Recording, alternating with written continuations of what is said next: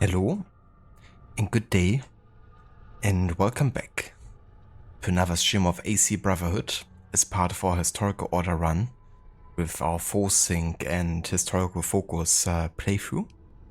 And today we will continue with sequence 3 in the process of making friends and contacts across Rome and securing the support of the different guilds led by La Volpe, Claudia Auditore and Bartolomeo da Aviani. And yeah, we're still in the year 1500. The game actually started in 1499, but at the very end of the year. So really most of the game so far took place in this year currently. But yeah, we're definitely approaching 1501 though. It's gonna change to that year during this sequence still. And yeah, we're gonna continue today with a short session. We're gonna focus a bit more on the side content. Definitely one more main mission for the last guild contact. But yeah, from then on out, it's gonna be definitely a bit more focused on the side content that the game offers. And we're gonna get started directly with the first thing here, which is the next cluster puzzle at Bartolomeo's place here. Also welcome in Mr. Godi. Good day. Howdy.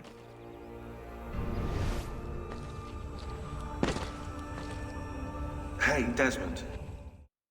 Hey, Sean.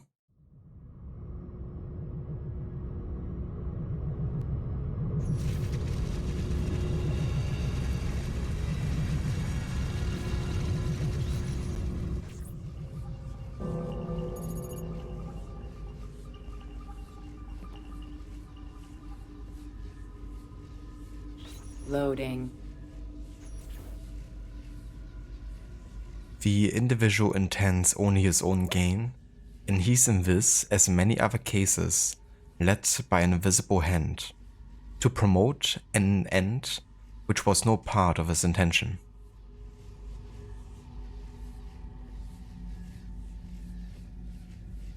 Adam Smith. Loading.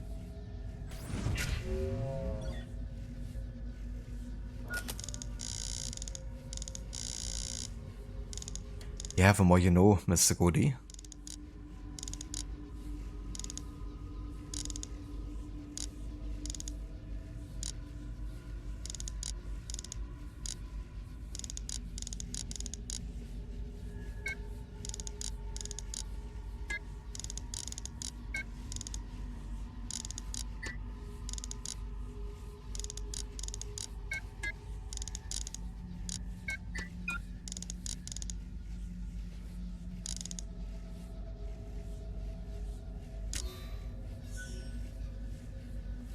By far the greatest part of those goods which are the objects of desire are procured by labor, and they may be multiplied, not in one country alone, but in many, almost without any assignable limit, if we are disposed to bestow the labor necessary to obtain them.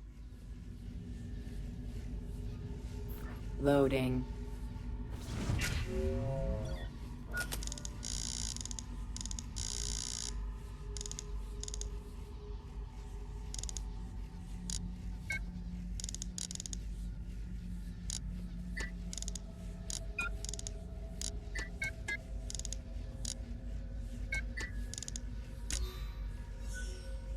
A great empire has been established for the sole purpose of raising up a nation of customers. It cannot be very difficult to determine who have been the contrivers of this whole mercantile system, not the consumers, we may believe, whose interest has been entirely neglected, but the producers, whose interest has been so carefully attended to. I kind of like how in Brotherhood, you know, instead of like offering you a wide range of different settings and like, you know, okay, here we have a piece of Eden and there is one, like an AC2. It was nice we had it there, you know, to kind of like open up so many settings possibilities. But in Brotherhood, we really go further into the manipulation mechanisms that Abstergo employed, especially within the 20th century. And the slow but steady shift towards consumerism, capitalism, control through trade and the likes. And I kind of appreciate how, Brotherhood in the modern day section focuses a bit more on that. Even though, historically speaking, it isn't quite as relevant to us with our historical order run, since our deadline is kind of like 1945. And a lot of the modern day definitely goes beyond that, but there's also definitely, bridging points between the 19th and 20th century. So it's still, I would say, relevant, but it's definitely much more modern, contemporary history at times. Loading.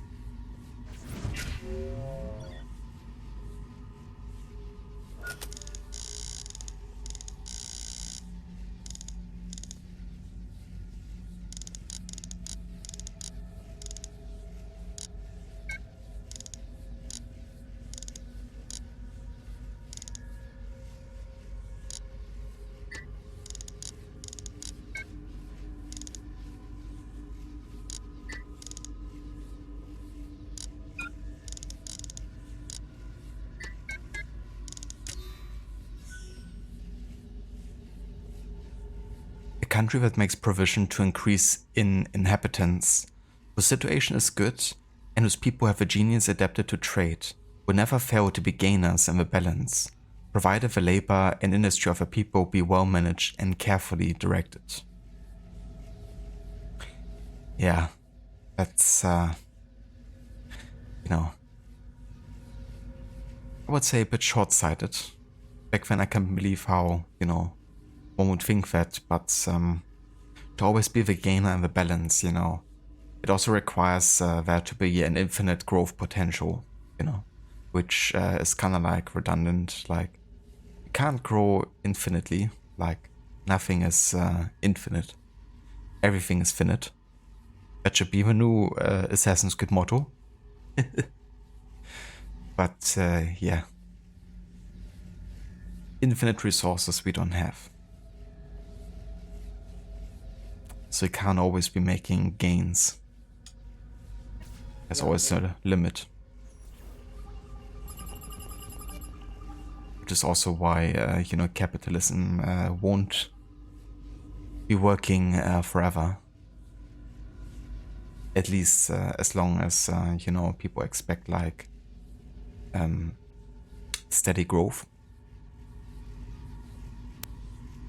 Loading.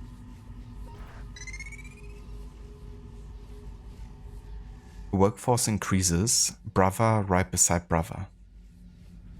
Okay, so.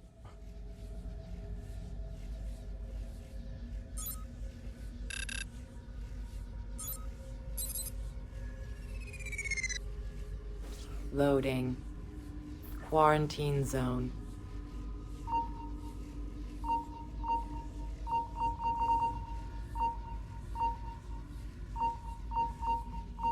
Quarantine lifted.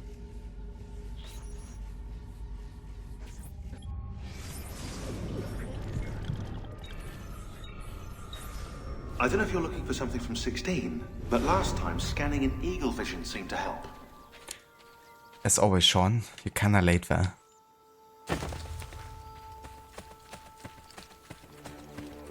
So that's good to know. So basically, during this sequence already, we unlock the Da Vinci disappearance CSC. I have to think about how I actually handle doing that, There's a possibility that off stream I might have to do a playthrough up until this point. Just to unlock the Da Vinci disappearance CSC so we can back out of the main save during sequence 8 at the end. And then start it, and then go back to sequence 9.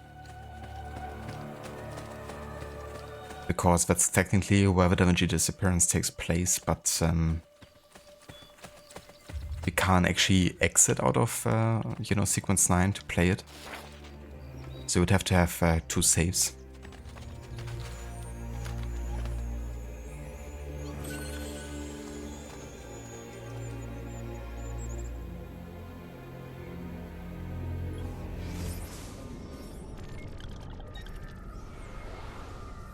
Okay, so we have another main story mission. But we can definitely do some border towers on the way there. Let's go over here. Ah yeah, it's actually right next to us. I think this might be another coward captain.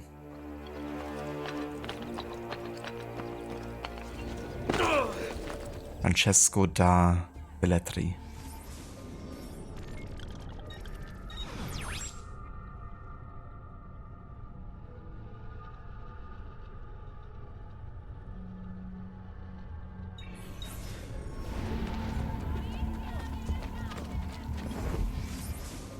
The Colle Quirinale.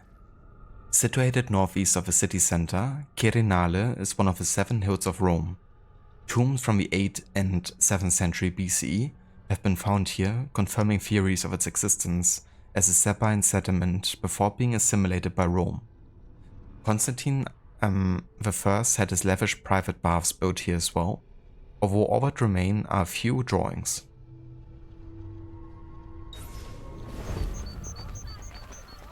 And I have to say, I would really love an AC game set in like classical Rome. You know, really see it at the height of the empire. And just how, you know, lavish and over the top. You know, some of the palaces and also ways of living where, you know, you could truly create some insane events to participate or social stuff in, either. Like the Golden Palace of Nero. You know, 200 rooms, none of which were for like sleeping. Only imagine the stuff that happened there.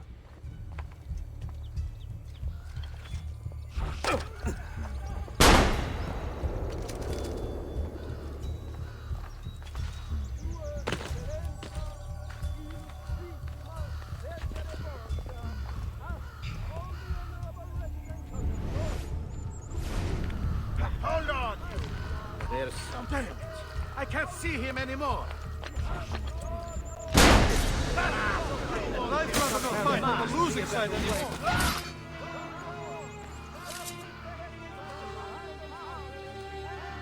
No! Cut him down!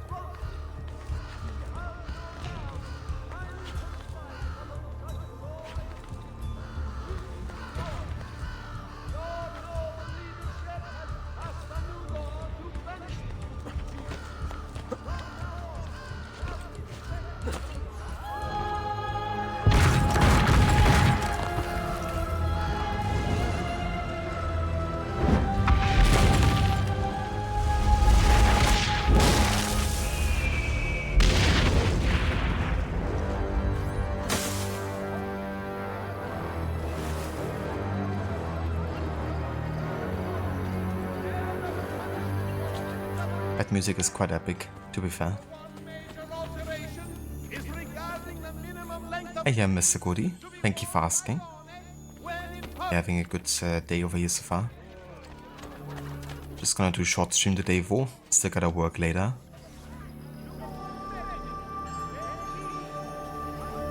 Officer!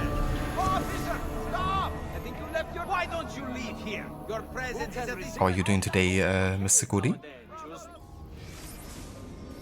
Okay, let's go ahead and actually change our clothes.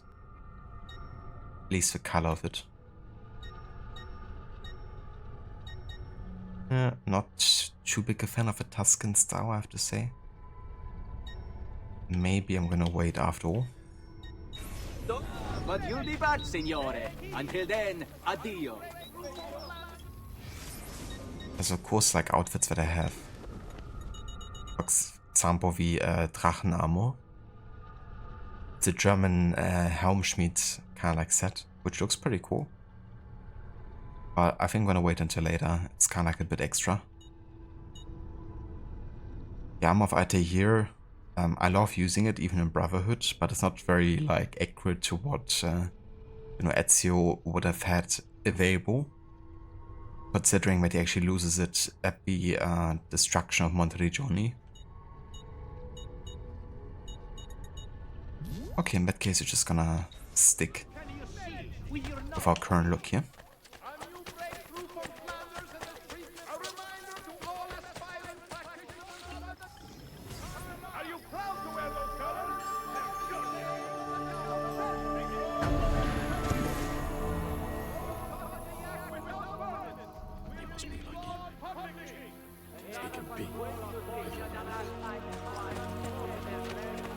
I am so embarrassed. To all residents and visitors to Roma, please watch for falling masonry when near building sites. Condolences are extended to all citizens of the If you seek fair prices for quality work, you have come to the right man.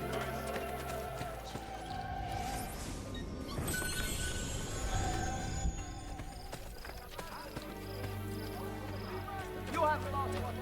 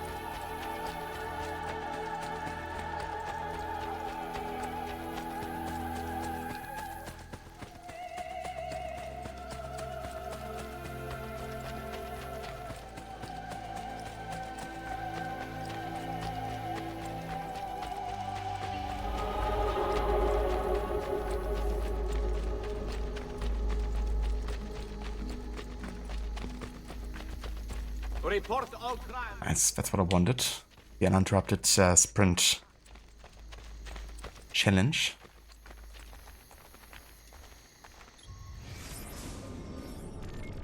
Okay, so this isn't accessible at the minute, so gonna skip that Borgia Tower for now.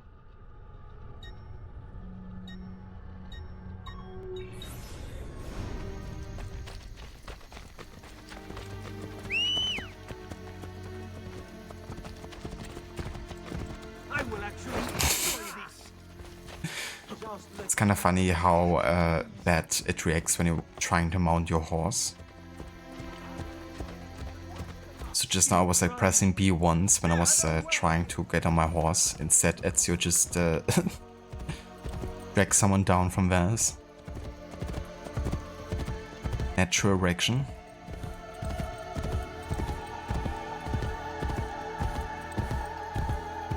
One thing that surprises me is the fact that you can't sprint with horses on the Ezio collection. Because if you actually install the game on an SSD drive on PC, then you would have the option to sprint with, like, gallop with a horse. And the Series X and PlayStation 5, it do have an SSD inbuilt, right? So I was under the impression that that would give you the option to also gallop with a horse. But apparently you don't. Yet another reason that makes the PC version For me personally, at least, better. Severely curtailed trade, which flourishes only when it can move freely. Pilgrims are to report all accidents. You brought your own brother into the torture blade. What became of him, huh? With your nose so far up into the air. You might step in the merda. Noble prices for no... Okay. Let's actually buy the Roman longsword. Why not?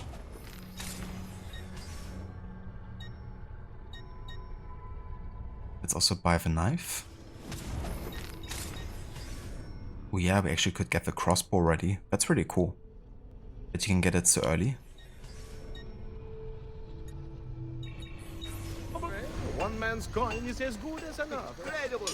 You've lost the mind, yeah?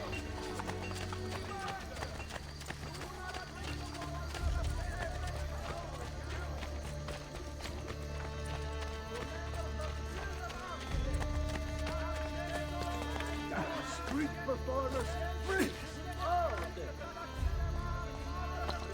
What a name! Domenico da Padova.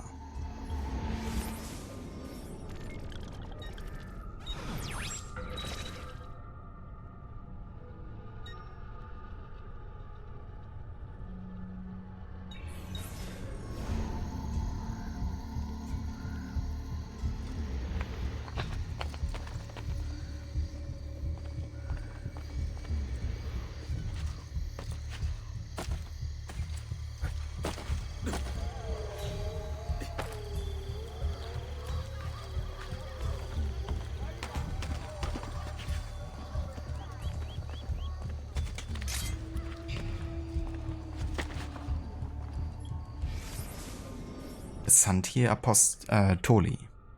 This early Roman Catholic building was built by Pope Pelagius I to celebrate Narses' victory over the Ostrogoths. Like many other structures, it suffered severe damage from the Great Earthquake of 1348.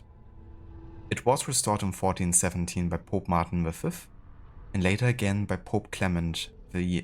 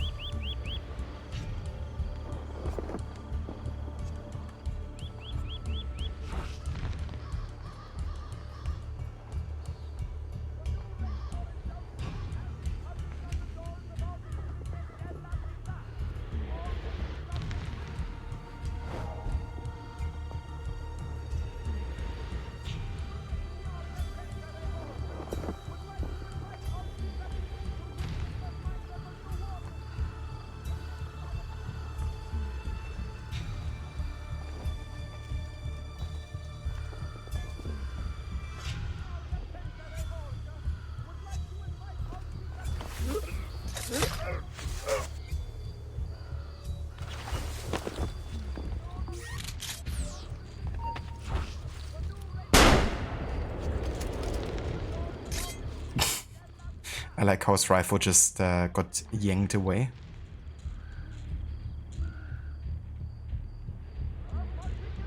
Hello there, Amita. Welcome in. Assassino. How's it going, dude? And yeah, doing pretty good. Having a nice day so far. Doing a short session before I have to work later of Brotherhood. Gonna focus a bit more on the side content in this stream.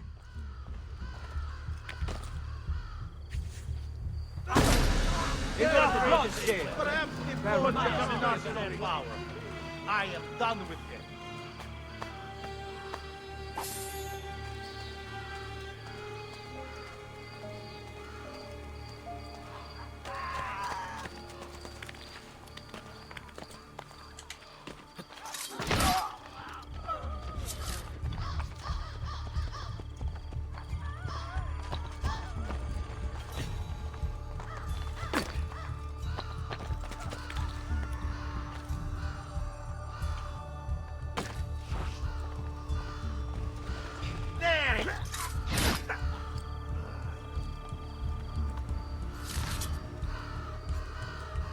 Oh, very nice, Amita. That's good to hear.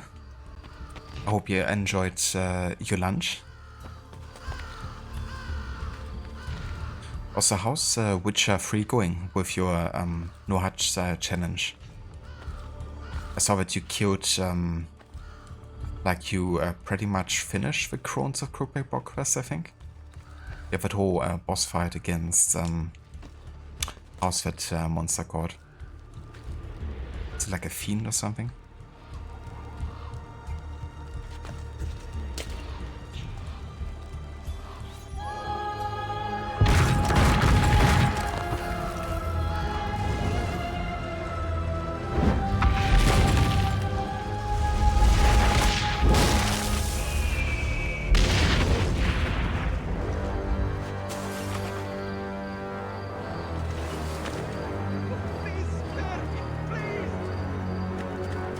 Please spare me.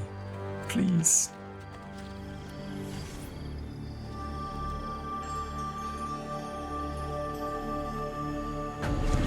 Oh, very nice. That's good progress. Getting to finish that quest line already. I really like the Bloody Baron quest line.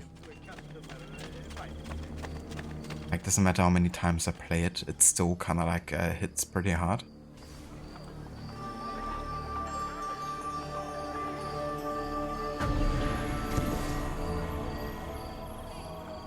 But I especially love the whole vibe around the Crookback Bog, you know, it's like really creepy and eerie. And I like that kind of like underlying presence of the crones, right? Like before you actually meet them. Like when you arrive there and you see like a painting and all that. Just so well done, like what CD Projekt Red have done there, like cinematically, but also with its atmosphere, is just next level. For that reason, I can't wait to replay Cyberpunk again, because that game also is just chef's kiss.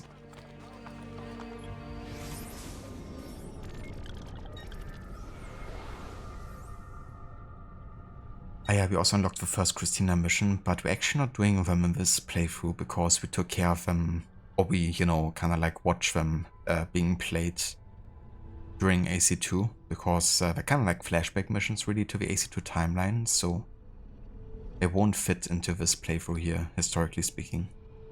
Like it's already happened, they're just memories, and they're also memories we don't have to do either, right? Like sometimes of course we have like forced memories or like forced, you know, missions that take us back into history, but, or even further, you know, into like modern day. But yeah, the Christina memories, we've captured those already.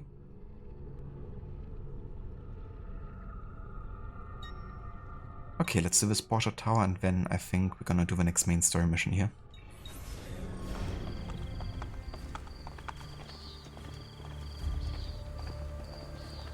Not the bashful type, is it?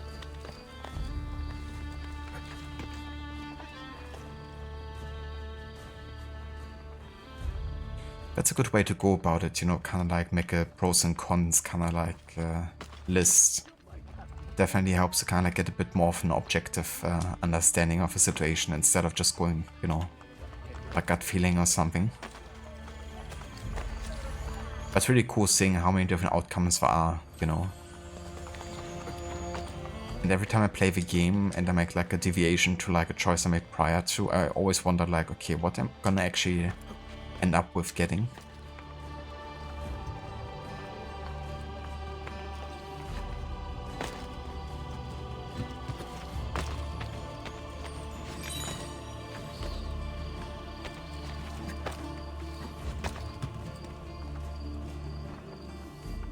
Yeah, the music also. I love the Witcher 3's music, but also Cyberpunk's. I also quite like the atmosphere and music in even Witcher 1, you know, that was probably my favorite part of the game.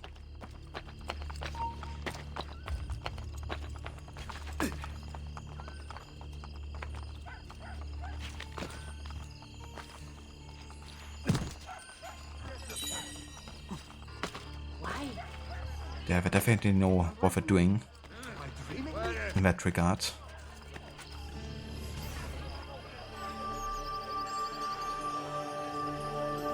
nice, Amitas, you're gonna stream it then? Oh yeah, I'm looking forward to see you play Cyberpunk. Don't forget I haven't really watched anyone play or stream it since I played it myself. So it would be cool to kind of like watch it from that kind of like point of view now. I really hope still that Rod maybe plays it one of those days, because I think I would really enjoy that one. Severely curtailed trade, which flourishes only when it can move freely. Pilgrims are to report all accidents, petty crimes, hospitality issues, or other complaints to the Office of the Receiver of Complaints in the Vatican.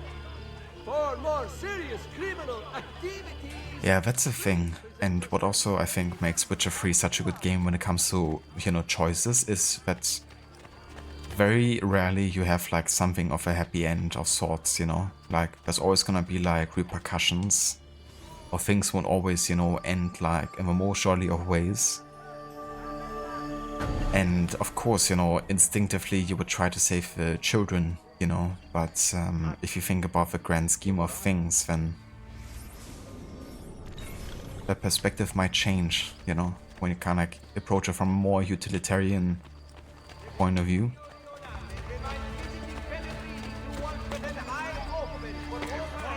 But I really wish more games would be that bold, you know, because like intentionally, you know, letting children die or even offering the opportunity to do that, you know, like many games wouldn't even bother that to be a thing. Because I wouldn't wanna like, you know, offend anyone or kind of like push it in their face or something.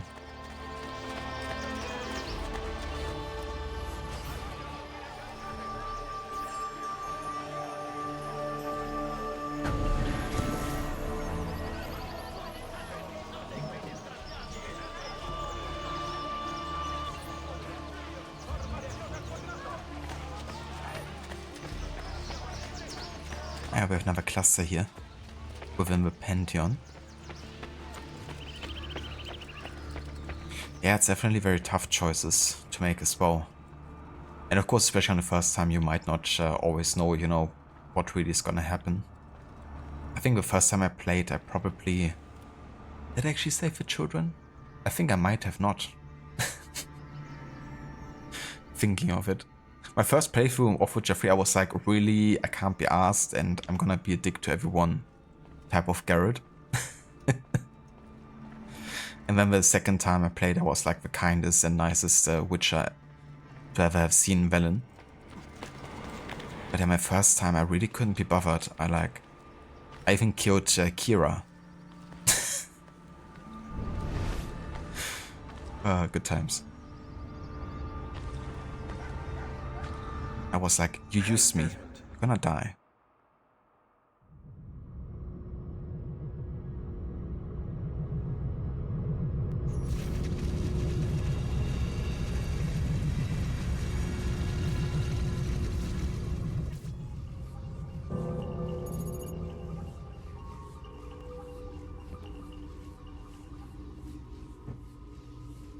Loading.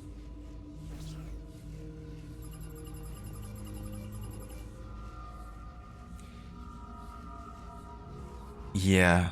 I mean, if you free the spirit, isn't like the whole village gonna die? Like the one that do the offerings? And doesn't it also have like kind of like an environmental impact or something? You killed Kira 2 on your first playthrough. Yeah. Yeah, there's so many ways that Kira could die. Also, if you allow her to go to Velen and to Novigrad, right, instead of going to Kaer Morhen. Like if you can't convince her to Kaer Morhen, I think she's gonna get burned at the stake or something during the whole witch hunts. Loading.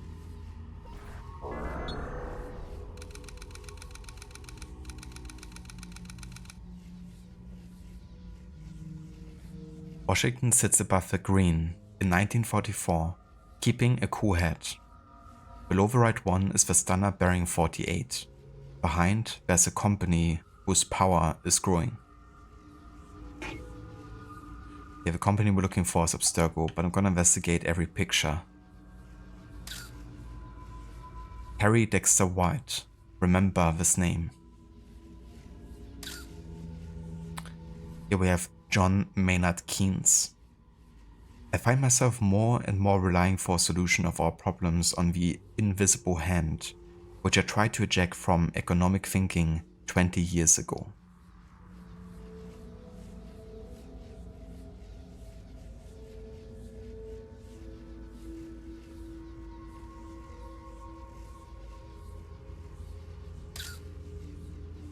Quote, how can I adopt a creed which, preferring the mud to the fish, exalt the boorish proletariat above the bourgeois and the intelligentsia, who, with whatever faults, are the quality in life and surely carry the seed of all human advancement?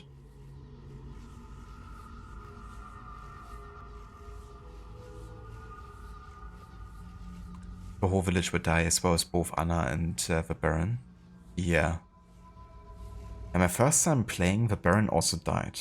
Like, he hanged himself. And I was really pissed. You know, because he promised me lots of money.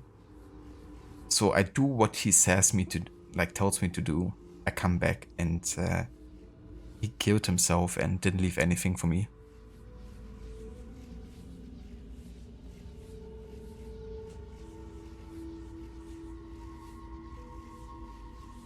My Garrett wasn't too pleased about that. But hey, the second time I did save him. 1910.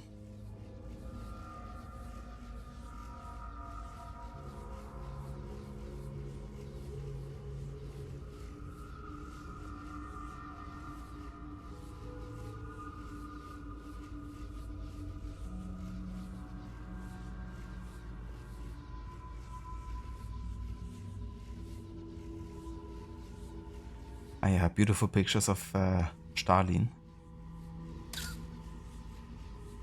What a bastard.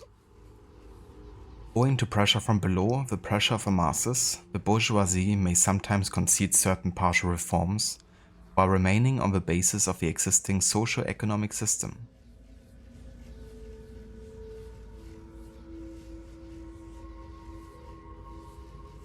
Yeah, this is the picture we're looking for. We're looking for the Abstergo symbol, which is right about here.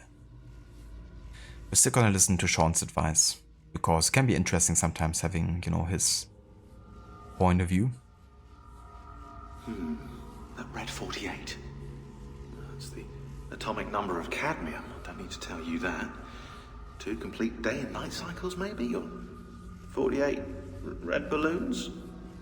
I do know that the mountain in one of the images is Mount Washington. That seems to fit the clue, so the answer to 48 is most likely below it. Yeah, so that's Mount Washington over here then.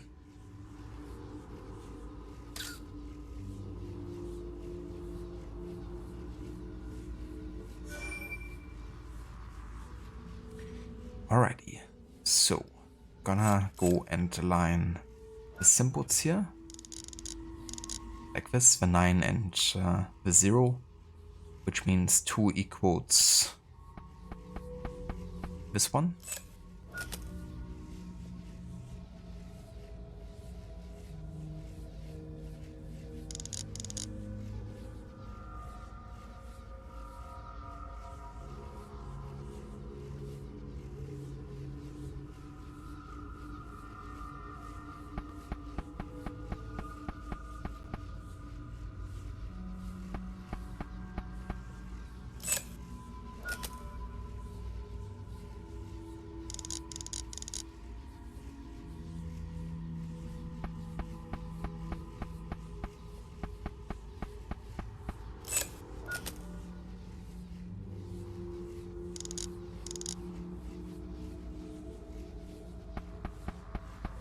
Yeah, it's basically just the same symbols but reversed.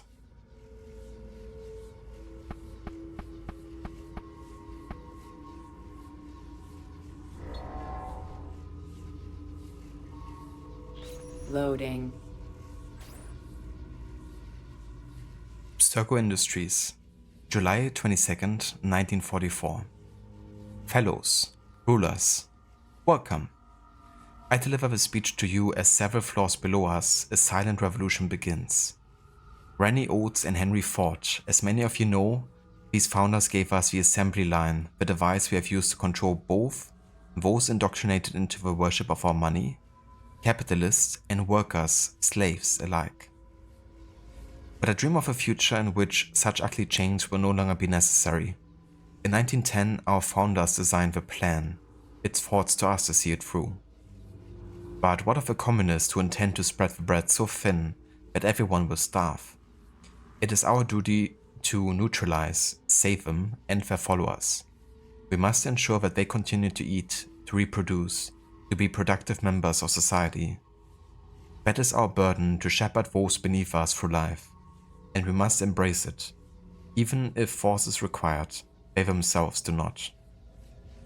Hitler and Stalin brought on the turmoil and fear necessary. Now we must strike fast to ensure development continues in the proper direction.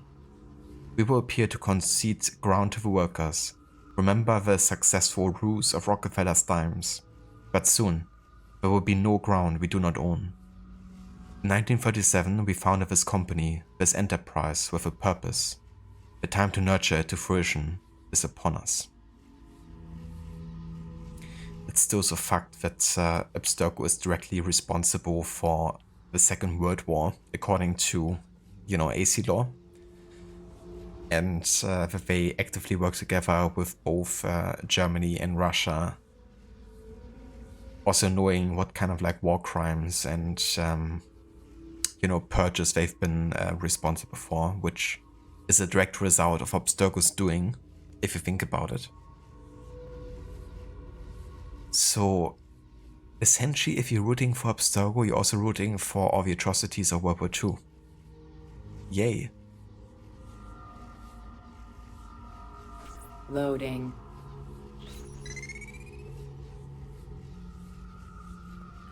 As a concession, a small piece is sacrificed for the greater good to come.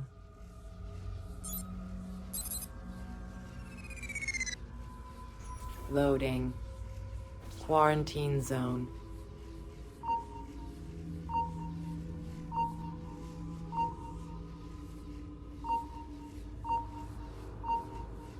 Oh yeah, Mita? Oh, that's really weird. So was it still in Florence, or did you try to visit him in Venice or something?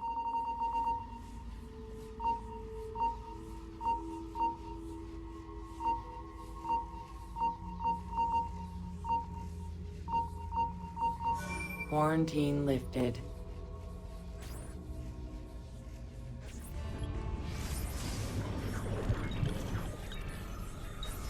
I don't know if you're looking for something from 16, but last time scanning in eagle vision seemed to help. As always, Sean, thank you very much for the amazing info. The first time you meet him? Oh, that really sucks.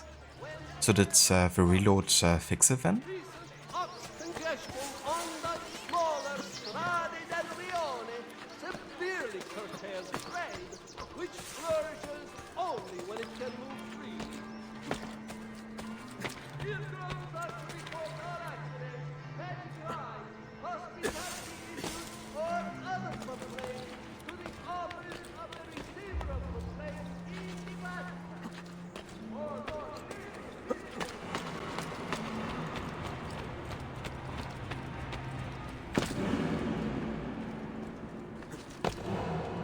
Jesus, the echo.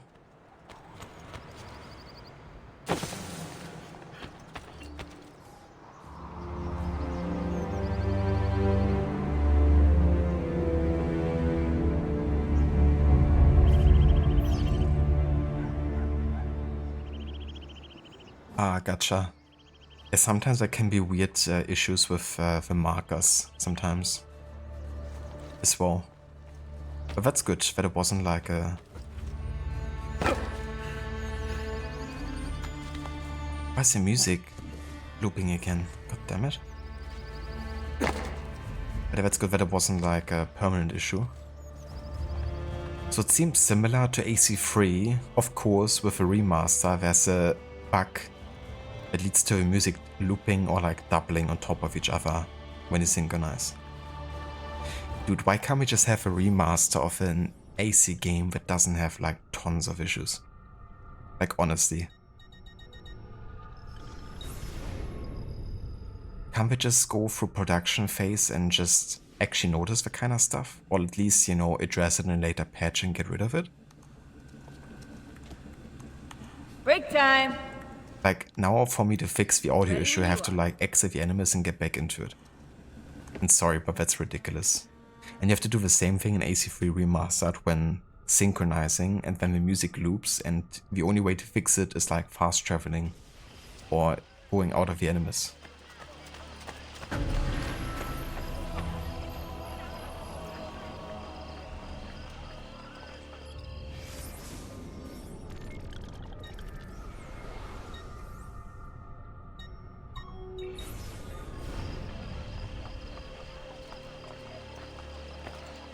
Yeah, that might happen a few more times, Amita. That the markers kind of like messed up. It's also funny when suddenly you became like, or you become the target symbol. That's quite confusing. It's like, so what? Do I have to kill myself now? Time for a leap of faith, I guess. Sant'Antonio dei Portoghesi. This church was erected between 1440 and 1445 by Cardinal Antonio de Chaves and was annexed to the hospice of the Portuguese pilgrims. In 1638, a massive facelift was begun at the hands of Martino Longi the Younger, converting it to the national church of the Portuguese people. Do you require medical assistance?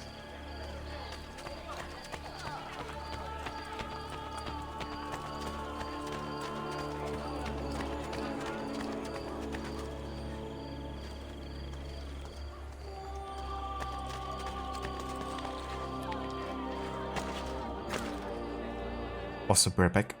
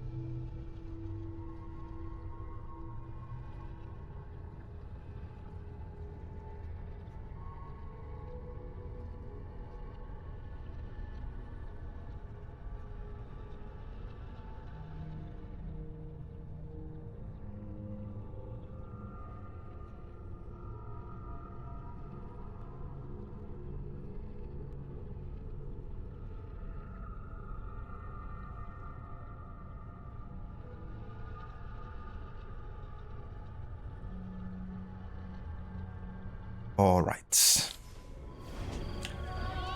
Let's do the next Borgia Tower here.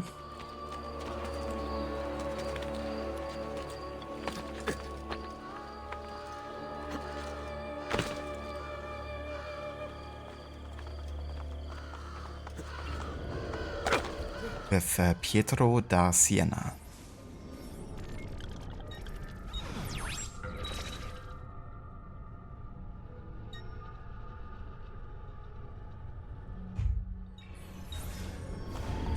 Thank you, Amita.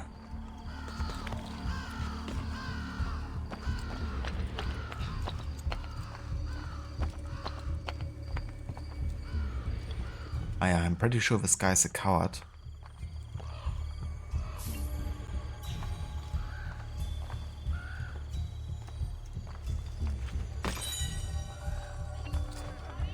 Nothing to see here.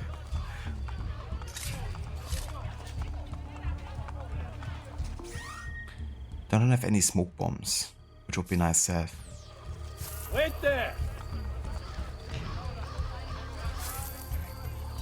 Don't really react that either. Oh Jesus. Okay, got him. I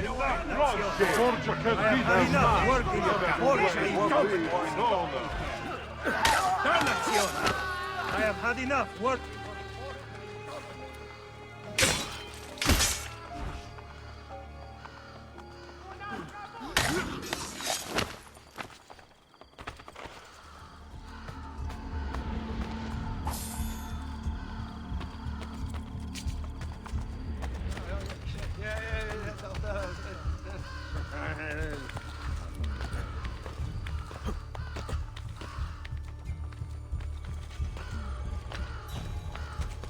What's really interesting, I've never done so many of the Borgia towers that early in the game. It's actually gonna pay off later though. Shit. Oops. Tried to grab the tower there, but direction input didn't work as I intended to. Kinda like missing the deep kinda glove.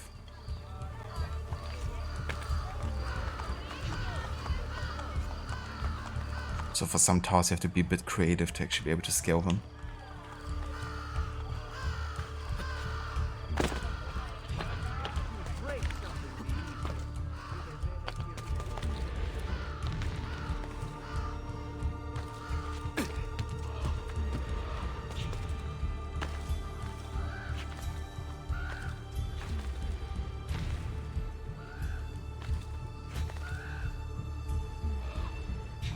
Oh really, Amita?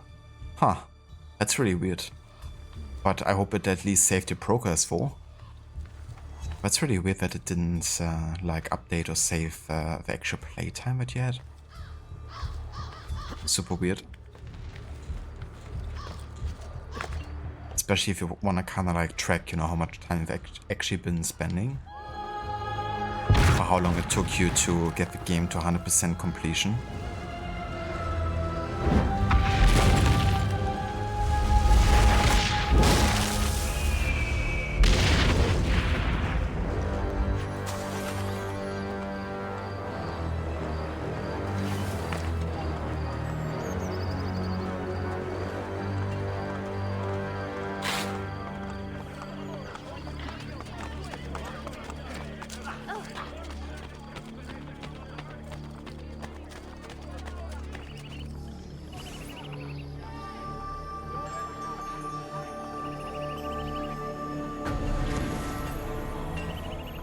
That's really weird. I've only the highest quality, guaranteed. Not sure if I've had that happen myself with Witcher 3, but then again I didn't really check like every stream. Only like, you know, every couple dozens of hours really. Hello. Quite the athlete, that one. I'm getting out of here. Just let me live.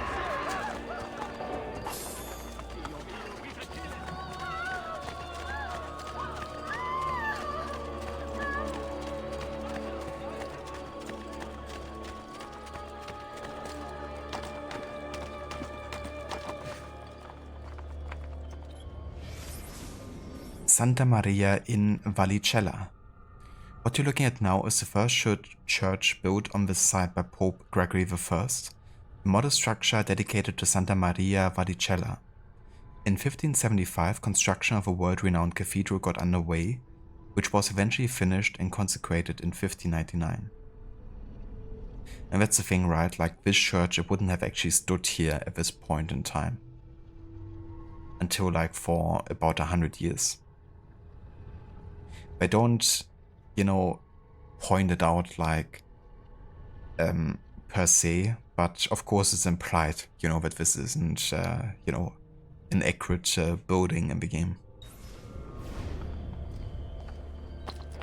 To members of the Guild of Architects, the Architetto Maestro Jan Gentis of J will recognize the Brotherhood and break something, you idiots. Not my problem.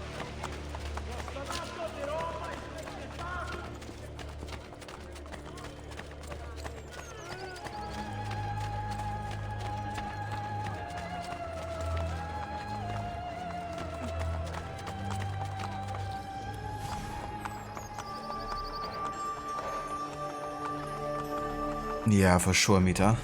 I wonder if it still catches up at some point, you know, if at next time it is start the game, if it maybe has caught up with it or something. Maybe it's also like a cloud save issue, not sure. But yeah, definitely a bit of a weird thing to have happen.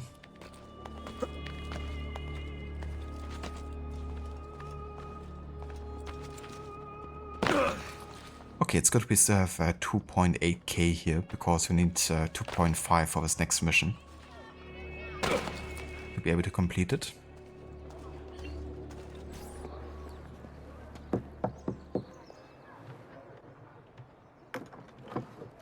Welcome to the Rosa in Fiore, stranger. Salve. Would you be kind enough to call the owner for me? Madonna Solari is not in.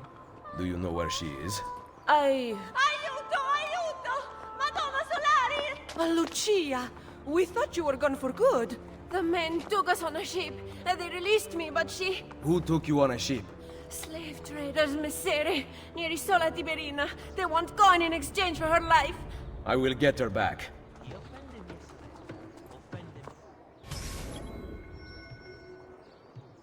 Okay, we can't swim for this one. Again, this is kind of like one you have to keep in mind for at least 10 minutes. But you can't swim or even touch the water. And you're also meeting them on a ship, and there's gonna be like a bit of a combat battle around water, so gotta be careful for many different reasons.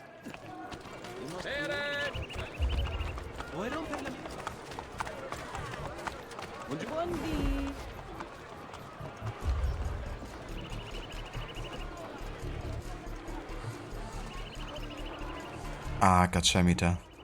Well, I guess in that case, those 4 hours are just lost then. I reckon they won't be, you know, being added on top anymore.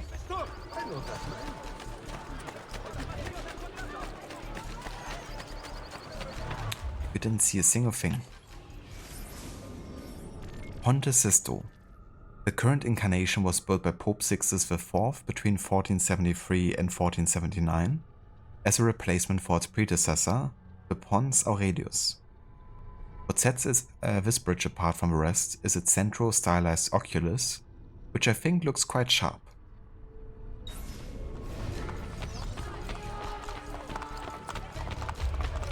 Yeah, for sure. Imagine, you know, if it saved you hours, but not the progress you've made. I'd rather have it like this for sure.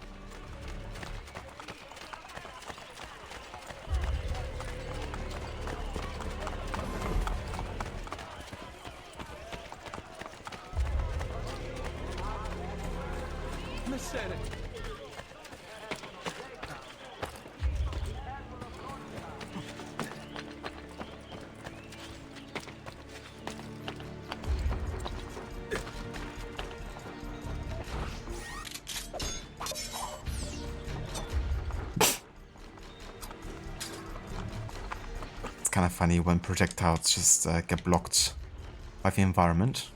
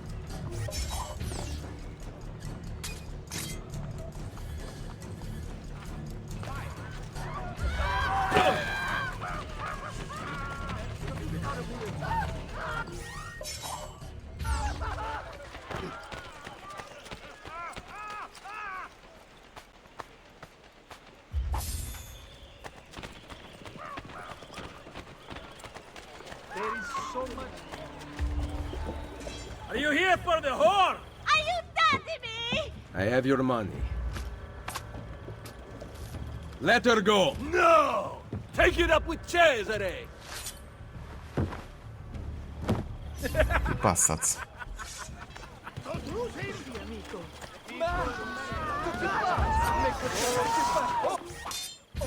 Whatever this is about, leave me out of it, please!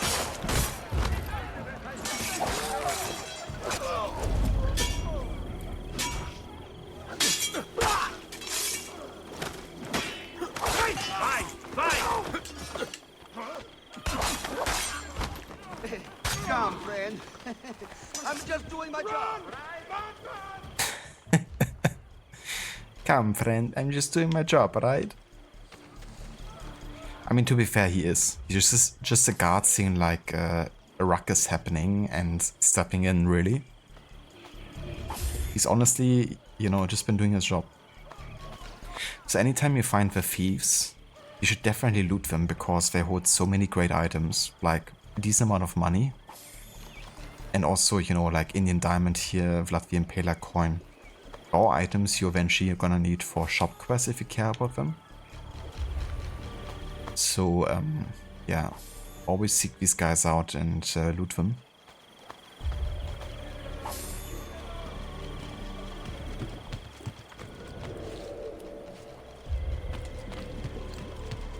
Requiescat in pace, Lady Solari.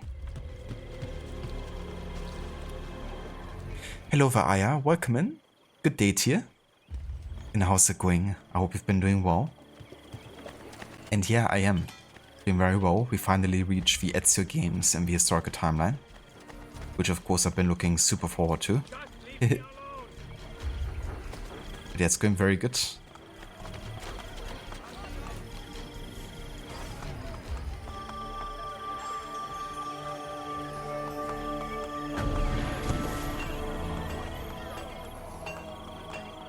Listen well. I also have overstock from my brother's fort at very attractive price. I dreamt I was surrounded by ships. The liberation of Roma has begun. Well, not quite yet. We haven't actually unlocked the Brotherhood system yet, but we're gonna. Latest breakthroughs in medicine, alchemy, and invertebrates are here. Prices so low, you won't believe your eyes.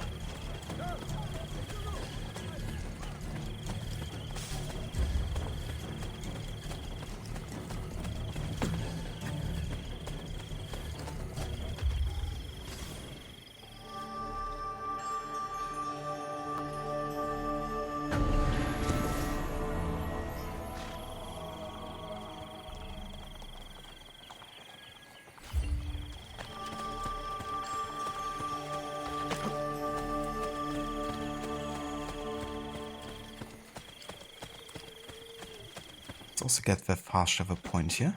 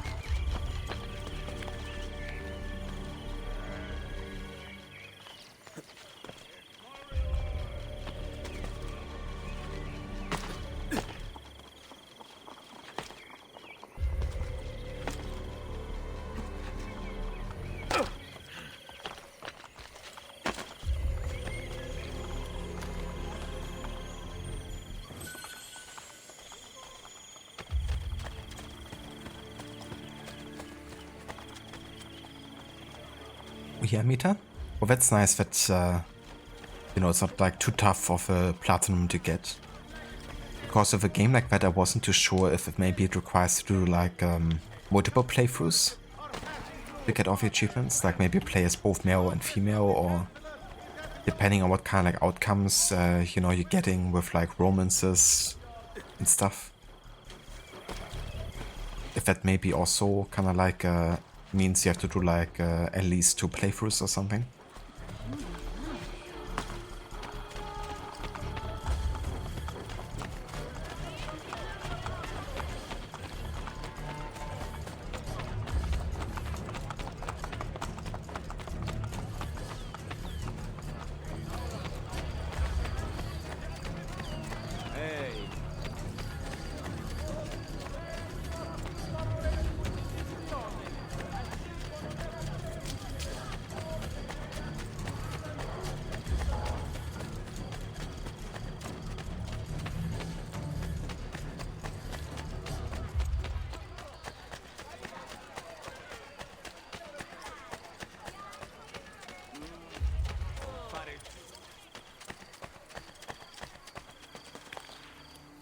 Isn't that dangerous?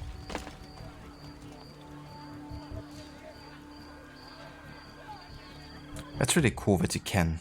I think it's definitely good when, you know, Platinum doesn't require you to do like multiple playthroughs. Not everyone has the time, and it's also a bit annoying, you know, when just to get like one more trophy you have to do like a full other playthrough or something.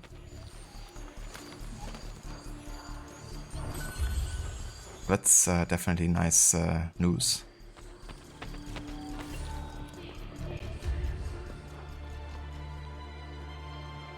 Mother? Sister? Ezio. Sir Machiavelli said that you might be here. What are you doing in Roma? Has Firenze been attacked? No, or rather, I do not know. We did not go to Firenze. Why? Ezio, we want to help. I was trying to help you by sending you to Firenze. Where is Madonna Solari? She's dead. Merda. What now? Will we have to close? You cannot close. I need your help. Messere, without someone who can run things, we're finished. I'll do it. You do not belong here, Claudia. I know how to run a business. I ran on Commerios for years. This is different. What alternative do you have, Ezio? You do this, Claudia, and you are on your own. I've been on my own for 20 years. Fine. I intend to repair the brothel. This place is a real mess, and I want your courtesans to find Caterina Sforza. You can count on us.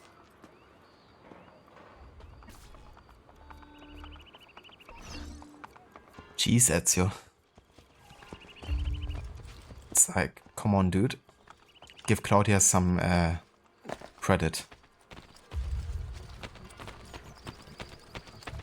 You know, you actually get something out of Claudia doing this.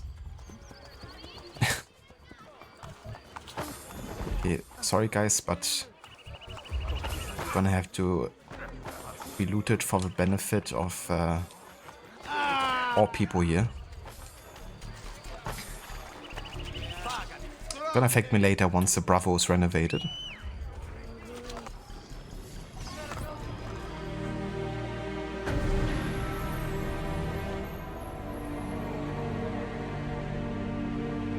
Ezio giving bad news. She's dead.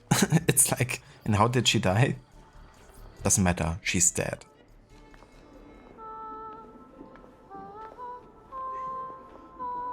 What, you like trying to save her? Yeah, she's dead. Welcome to the Rosa in Fiore. As you can see, the most popular brothel in Roma. My money went well invested. Here, I keep a list of the skills taught to my girls. You're not teaching them much. Think you could do better? Nessun problema.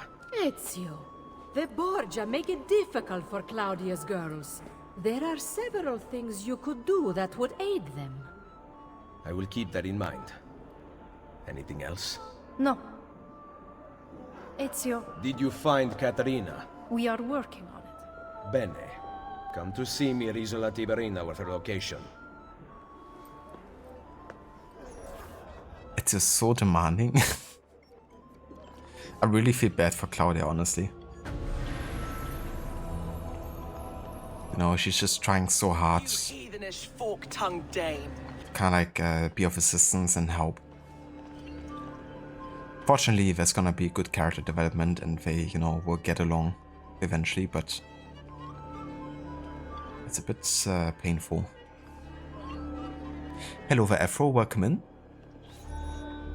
Buongiorno, madre. Ezio, thank you for coming to see me. What troubles the courtesans? The old proprietor of this brothel, Madonna Solari, was a cheat and liar. Her ties to the church have been uncovered. Worse, several of those who work for us sleep with the enemy still. I will find them.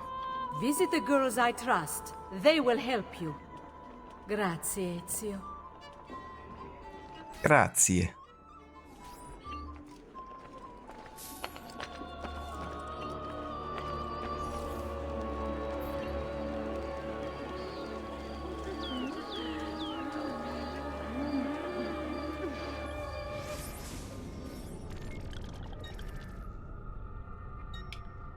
Alrighty, so this is a point where we can actually focus a bit on side content. Now, one thing that definitely has to happen in this year still is the Copernicus DLC, so we're gonna be starting that for sure. There's also one more Borgia tower that we can definitely do, which is probably this one or that one, like one of the two. But yeah, considering the Copernicus DLC is kind of like the closest to us currently, I guess we're gonna do that one. Ah, never mind, there's a Borgia tower. Okay, let's do it.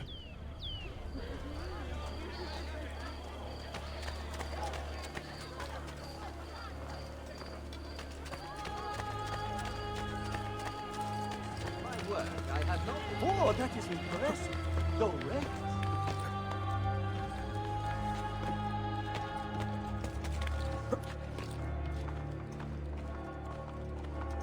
Oh yeah, the ambient music is great. Love it.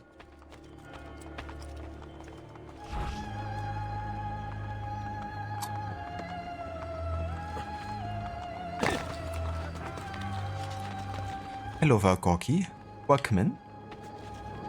This garrison will be recruiting new members for the Papal Armed Forces, starting on Monday through to Thursday inclusively. Positions in regular Bellatino da Verona. are available.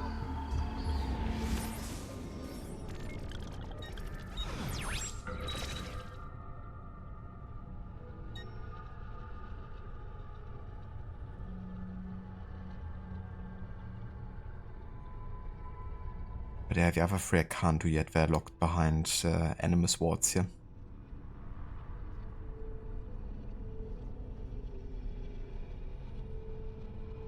I really like the size of Brotherhood and the amount of side stuff you have, you know.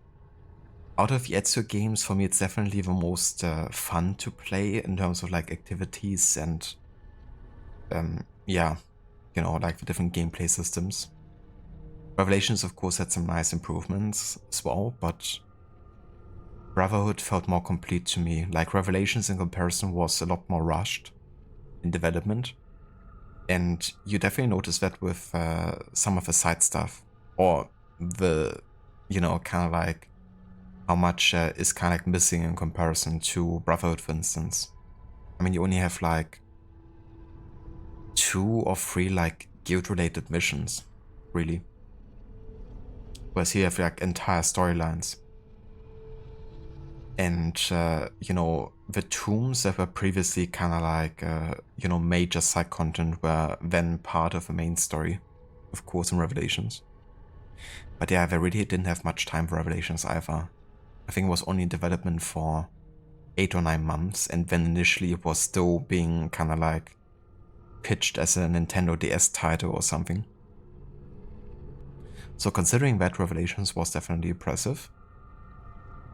But you can tell with Brotherhood, they both profited from having AC2 as a, you know, base, because it's still Italy and they could still reuse a lot of the assets.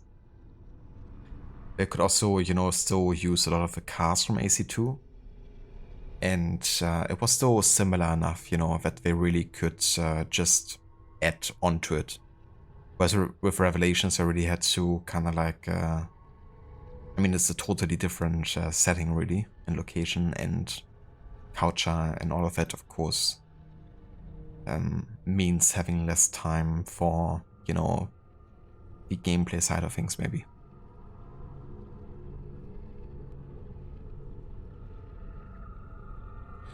But yeah, there's still definitely things I love in Revelations and look forward to playing it again. But yeah, you notice with that game a little bit that it's a bit more rushed in development.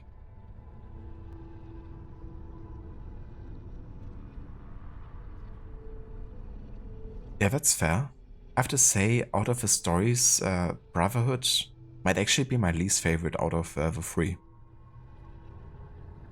I still like it though.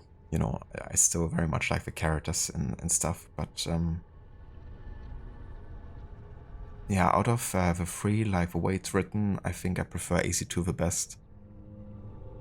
And Revelations, I love a lot for definitely some of her story moments that happen, you know.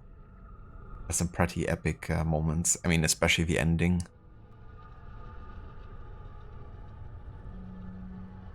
But yeah, I still very much love Brotherhood, love playing it.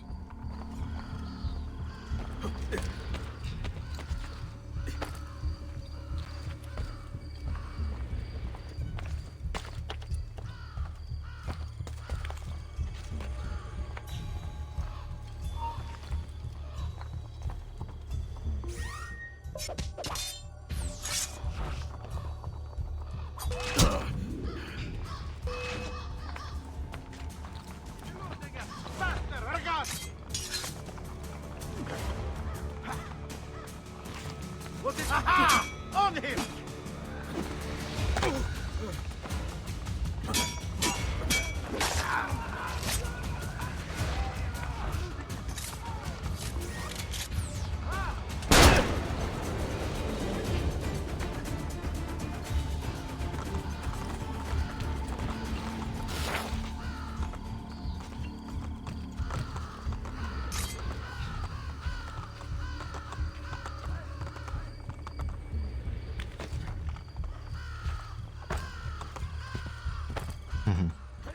Wish you could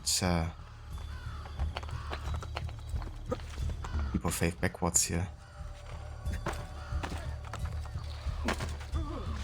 Hold for the watch. What the fuck? Why couldn't I assassinate him? You're shitting me. Picking a fight with the Borgia was you must have a death wish showing your faith in Borgia. You must have picking a fight with the Vic. You must have picking a So you're just standing in front of him, not doing anything. picking a fight with the picking a fight with the Borgia was Picking a fight with the Borgia. picking a fight with the Borgia. You must have a death wish showing your faith in Borgia. You must have picking a fight.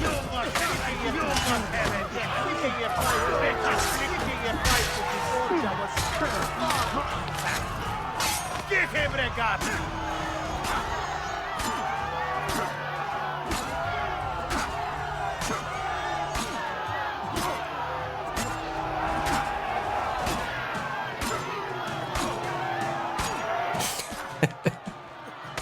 You must have a death wish showing your faith in Borgia! How many hidden blade attacks will you survive? Yes.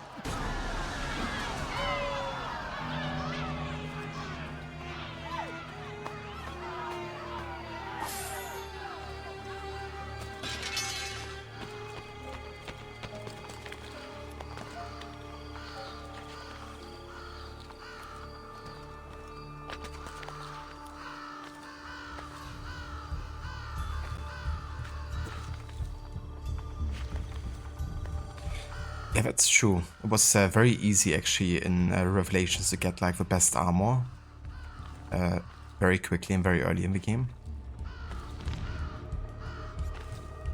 With AC2, of course, you had like things like, you know, Altair's armor, which you didn't get to unlock until much later, really.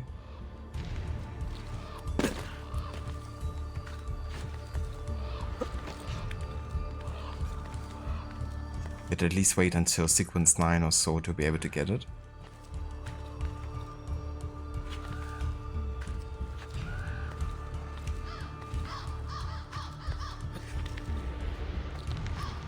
Oh yeah, didn't like the Suleiman plot. I mean, that's fair. You know, like, sometimes certain storylines don't really speak to us as much as others. I kinda like Suleiman as a character. But I didn't like Ahmed as an antagonist that much, I have to say. Wasn't my favorite antagonist.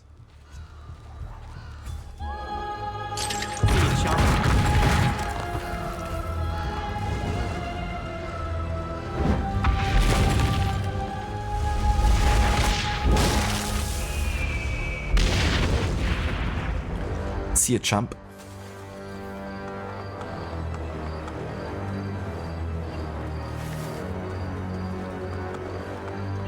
You'll get your rent when you fix this damn door!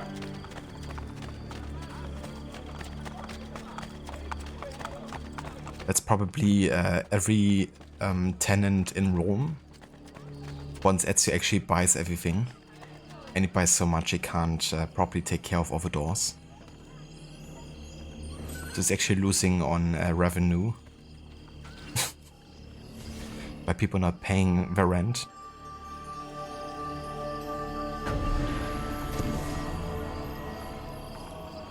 Ezio be renovating left and right, but he doesn't have enough personnel to properly take care of it.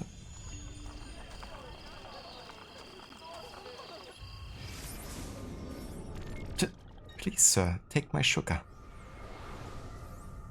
Alright, I would say we're gonna do the Copernicus DLC. Granted, at this stage of the game it's gonna be a bit tricky for the full sync. Because there's an objective where you have to not take any damage, I think, in the first mission already. That's quite tricky if you don't have, for example, smoke bombs, or you don't have like assassin recruits and the likes. Possible, yes, but definitely tricky considering the amount of people that will be attacking you. But yeah, we kind of have to play this rather soon, because this takes place about a month after the main quest we've just done, so definitely has to happen soon. Other missions we can do at this point would be the Romulus Lairs, the two available right now. But considering the Copernicus DLC is currently closer, I think we're just gonna do this one. It's not like the Romulus Lairs will give us much of an advantage.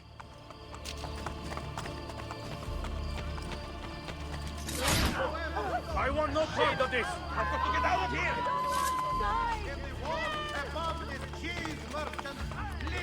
Have the decency to return it. God will thank you.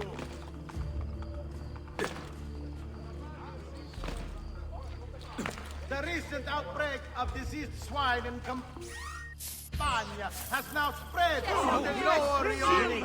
As drastic as it may seem, the king has a request. All of them is slaughtered and eaten as soon Why can't I bribe him? Okay, whatever. The game is like, you want to assassinate people? Well, you can't. You want to bribe people? Well, you can't either. How do you like them, boats?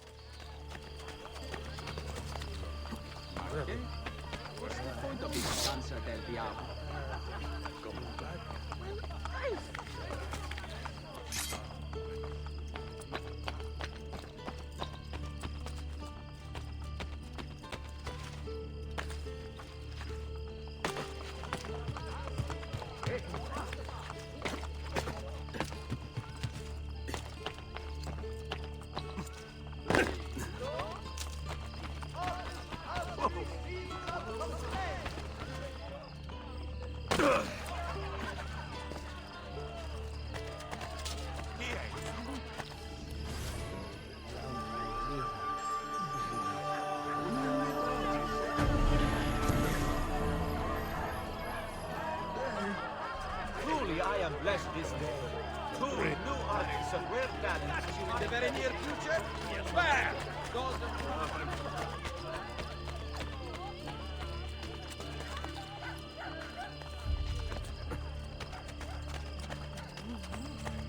second.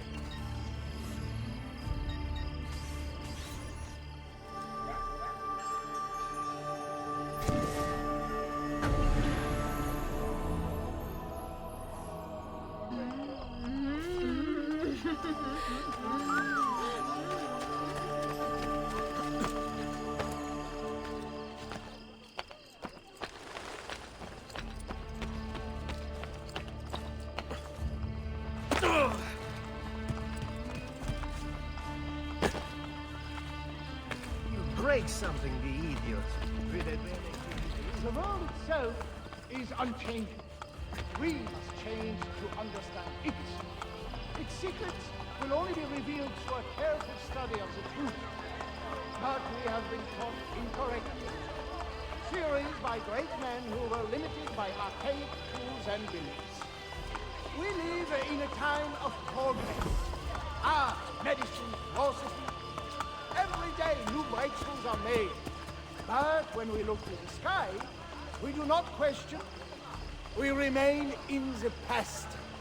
It is time to remand our schooling, to explore the world as it truly is. My colleagues and I have set up workshops throughout Roma. Please, visit us. We have much to share.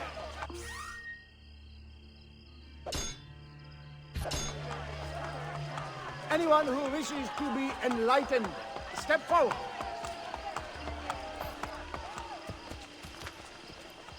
Who is this man? He comes from Prussia. I hear he studies at the Vaticano, but his words are unlike any that issue from that place. Some may tell you to be content with Ptolemy's explanation of the heavens. His mathematical contortions of the spheres dancing around the Earth. But why are such complicated numbers required? Perhaps to disguise a myriad of contradictions. You must question bad logic. It is why we live, to ask questions. Kill him quickly. The Master wants all the scholars silenced by nightfall. If the Borgia are involved, then so am I.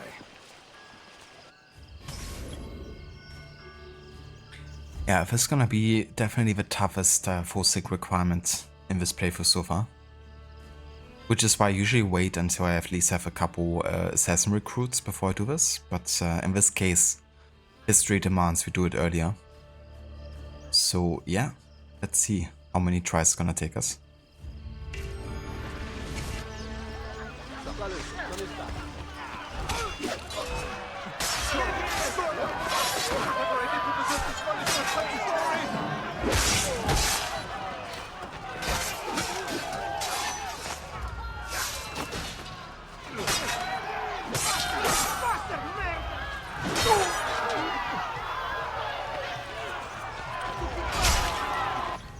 Yeah, that's what I mean, you know. It's also like a matter of camera sometimes, like you have to always align the camera so that you always exactly see where someone is attacking from potentially. And that's like sometimes the annoying thing with this mission is just like how quickly someone is just attacking you from out of the camera. But yeah, it's 2 minutes of intense fighting without taking any damage whatsoever.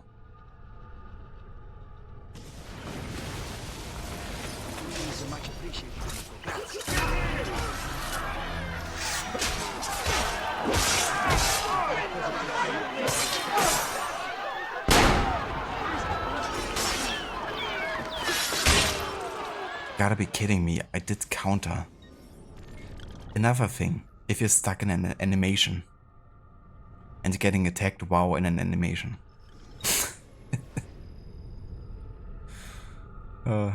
Lovely.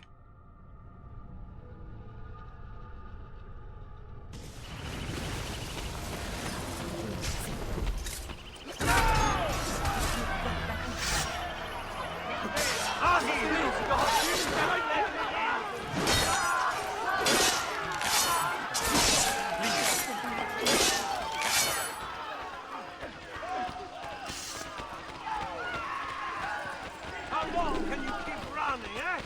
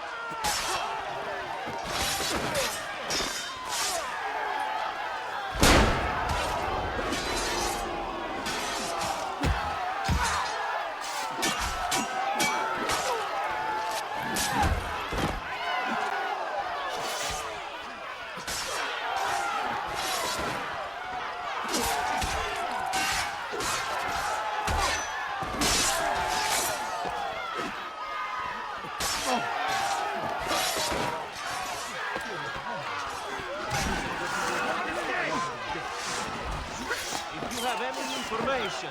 Come forward at once. Ora!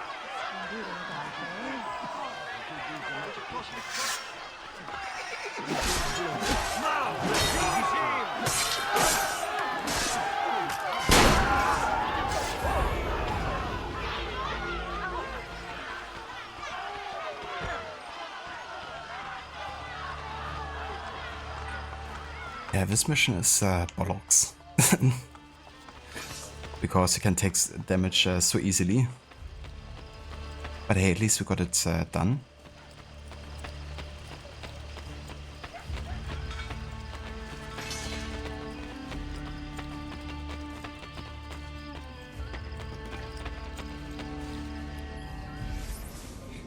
Niccolo Copernicus. Born in the city of Torun, Royal Prussia, which was actually a part of Poland and should not be confused with Ducal Prussia, Teutonic Prussia, or the much later West Prussia, Niccolo Copernicus, aka Nicolaus Copernicus, was the youngest of 4 siblings. Although he seemed to be destined for the church, his brother was a priest and his sister a nun after all. Niccolo bucked the family trend to partake in a humanist education to become a priest. Okay, so at first he wasn't much of a rebel, instead enjoying the privileges granted by his upper-class upbringing. He studied Aristotle, Ptolemy, and others at the University of Krakow. By the time he graduated, he spoke 4 languages, and while waiting to be appointed to his canonry in Warmia, a rebellious duchy within Poland, he journeyed to Italy to study law. However, rather than focusing on his canonical studies, he attended humanities lectures and began speaking about science and astronomy, notably leading a series of public lectures in Rome. Pope Alexander VI did not take kindly to him, and he left the city rather abruptly in 1501, but Copernicus had discovered his passion. He was so enamored with his studies that he applied for a 2-year extension of his time abroad to learn medicine in Padua. While there, he also became fluent in Greek and read many ancient texts. After graduating, he left Italy for good, finally arriving in Warmia to take on his duties. Working as a secretary to his uncle, the Bishop of Warmia, he found time to develop his astronomical theories on the side. He quickly wrote a rough version of his heliocentric theory and then spent his off hours for the next 30 years recording astral movements from an unknown tower using primitive instruments modded on far more ancient ones. Although Copernicus has been immortalized for his writings placing the sun at the center of the universe, his theories were not published until just before his death in 1543. Some even believe he died as the first copy of his book was placed into his hands.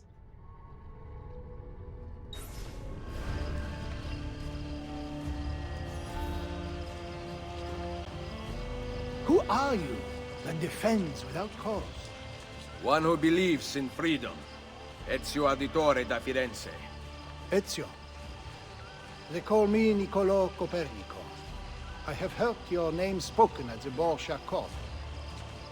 But now I have proof that you truly exist. Il Vaticano welcomes you. Yet, you are under attack by its guards. You think me one of them? Truthfully, you would be right. Yesterday, I was a Templar. And today? The Templars wanted me to keep the findings of my experiments hidden. And that I cannot do. The Borgia hunt for you and your friends. My fellow scholars? The logic of such a purge escapes me. Find Copernico! But we will discuss reasoning later. Follow me.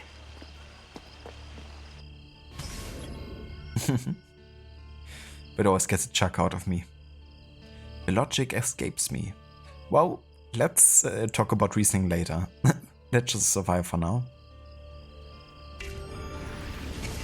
Alright, this way.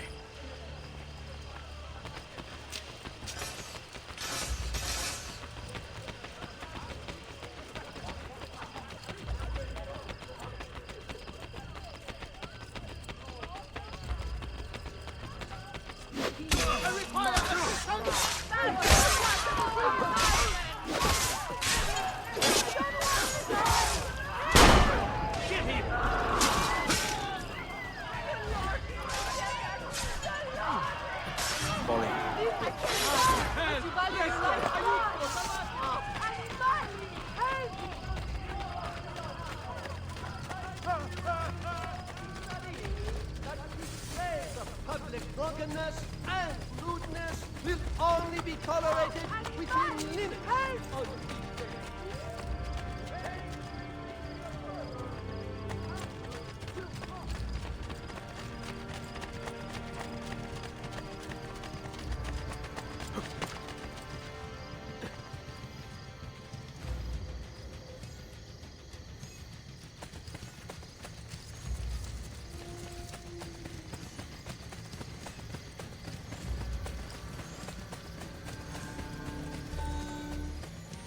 On me.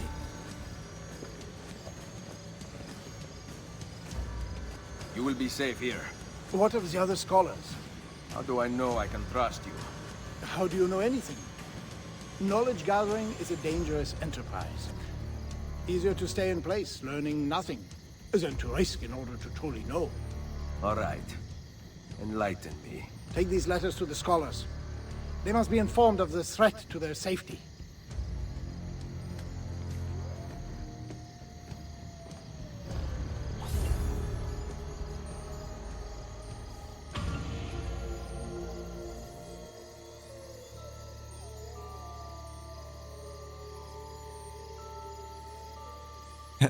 The Lord is my shepherd. The Lord is my shepherd. Hello, Dr. Darling. Welcome in. Thank you for summoning the German. Der Herr ist mein Hirte. Der Herr ist mein Hirte. So fun stuff, but that is actually based on a like prayer or psalm, I guess. Which is also my personal like how do you say? Let me Google that real quick.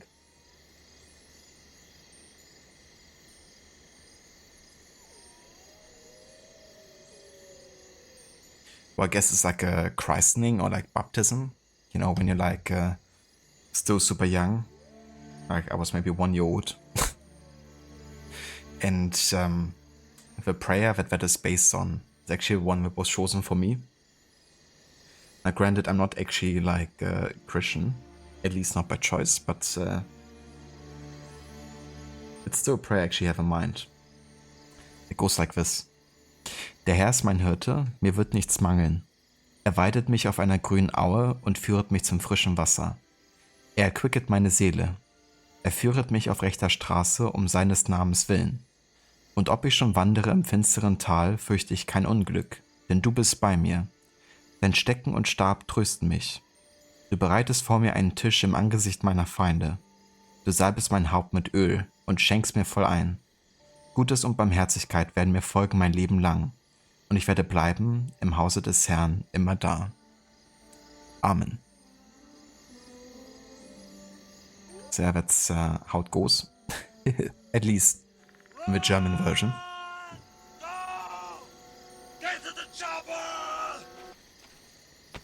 Now that's alright. That was just a bit of on top of some in the German. Because it reminded me of that passage of the Bible.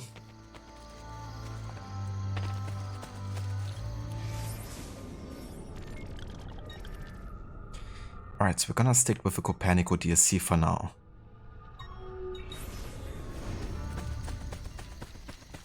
It all takes place during May of this year, so I want to get it done like back to back.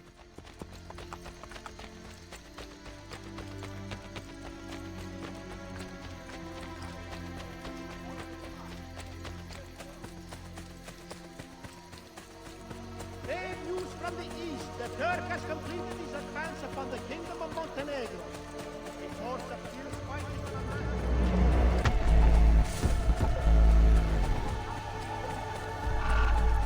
Hello there, Sona. Welcome in. And good day to you. Thank you so much for the 8 months of resubbing at tier 1. Thank you, Sona. Moneta. It's my lucky day. And speaking of which, we just got a bit of revenue here from a bank. Let's pick it up.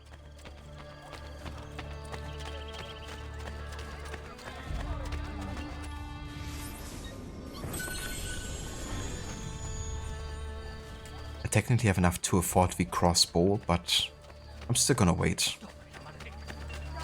That's like the pistol with throwing knives. I've also like buffed in comparison to AC2, so that's not really, you know, like a need to get it right now. I'd rather have a bit of extra money for more renovations and stuff.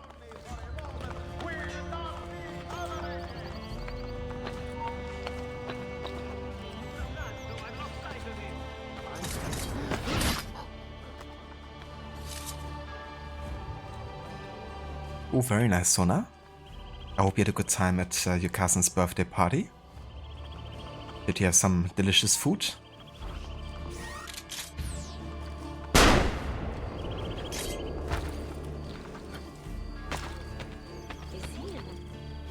One of my favorite thing about birthday parties. The food. Okay, got the deliver letter in 2 minutes here. One of Copernicus scholars.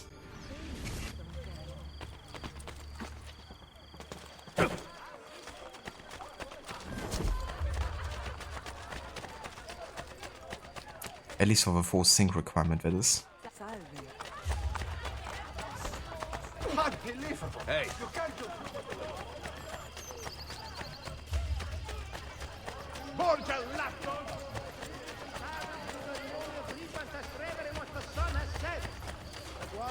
Good cake and ice cream too? Ooh, hell yeah. I could definitely go for a slice of cake right now. What kind of cake was it?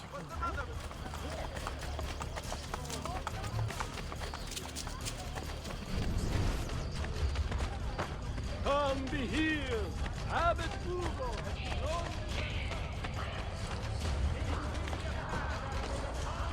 Have you been drinking?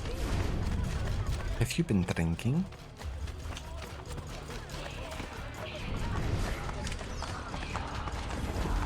This is from Copernicus.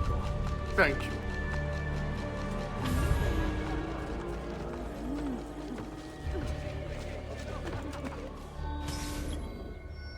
Okay, this one we have to deliver in 1 minute here.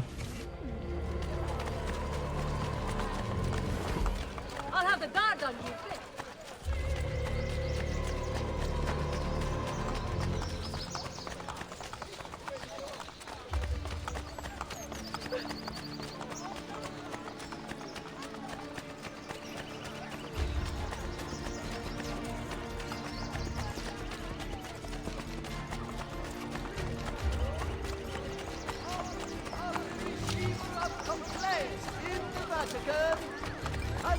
Vanilla with a frosting having Rossetto candy boards.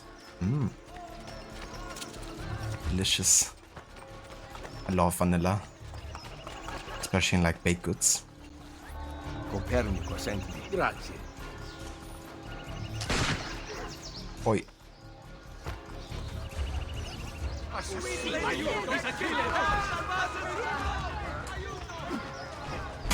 But can you? What the fuck, that's you. Thank you. I don't know what it is with Ezio today, but he really doesn't want to kill his targets.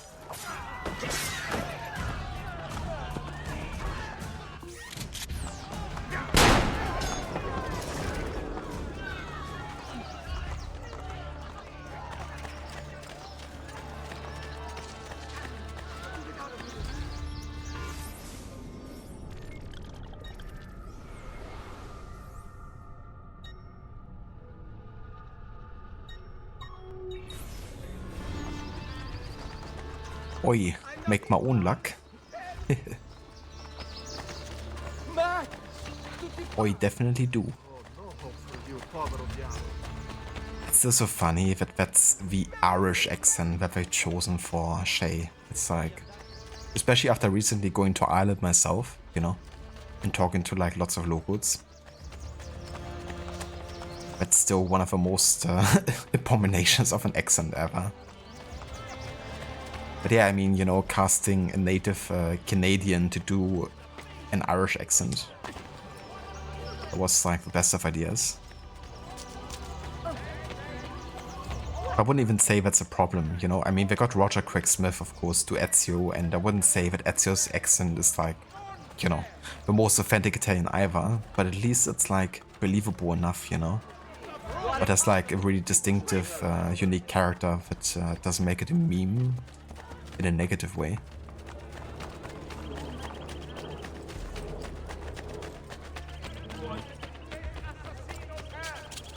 More will surely follow if you, good people, do... Now you're really beginning to annoy me.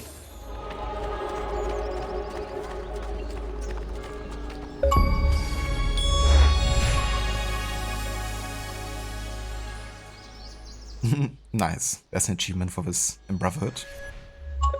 There wasn't one in AC2. 3 letters in 3 minutes. Okay.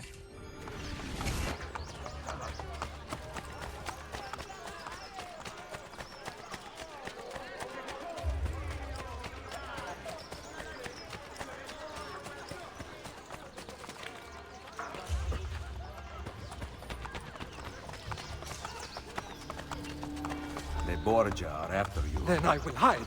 Thank you.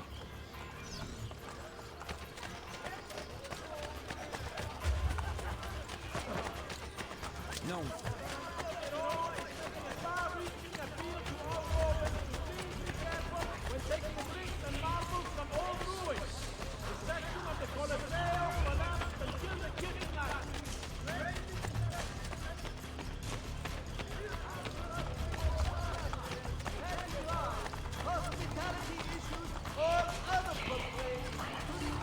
Read this and get to safety. I will.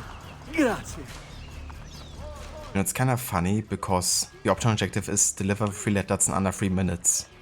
But the total amount of time you have isn't even reaching 3 minutes whatsoever. So in order to get the future objective, you just have to finish the mission, essentially. It's not even, like, optional. I guess I kinda messed up with that mission and, you know, maybe what we initially planned didn't actually work out in what they actually created, but yeah, it's kind of funny always with this mission, like, playing it. It's like I don't even have 3 minutes. Take this. It's from Copernicus. Grazie.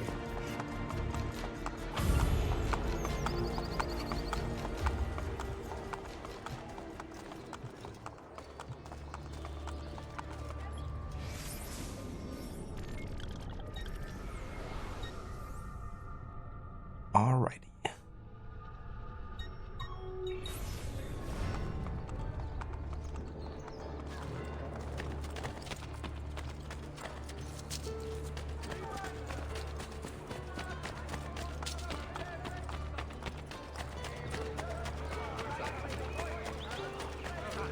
Fires in their barracks. The Borgia. Why don't you leave here?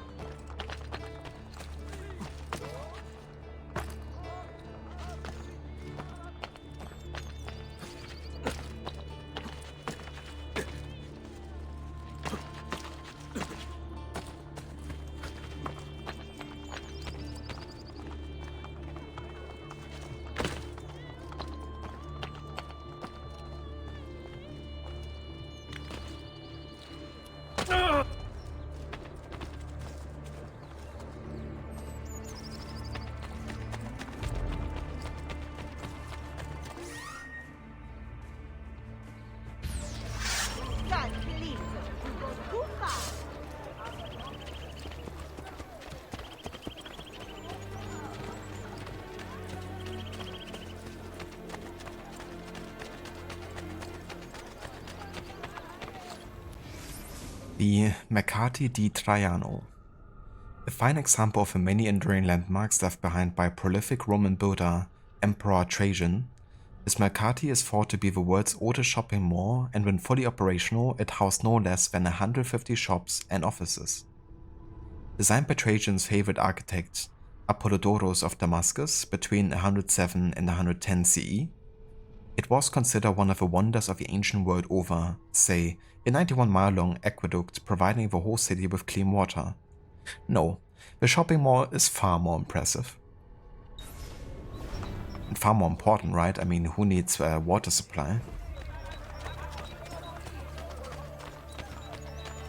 Totally overrated. You know what? Isn't this a place we visited in Horrible Histories? Ruthless Romans? I'm so sure it looks like exactly like it. But we definitely had a mission here in that game. That's really cool. Another location we're getting to visit in 2 games. My brother's taken by God. I can turn to none for aid.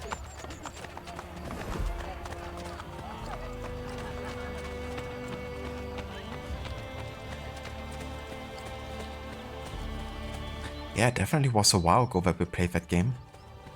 It was quite fun, honestly. Like, I enjoyed it. It was, you know, not like the best games. The best game ever, but it was definitely, you know, fun enough. Had some interesting fun facts, so I'm not sure that all of them were actually true. Yeah, ages ago, like 1,500 years.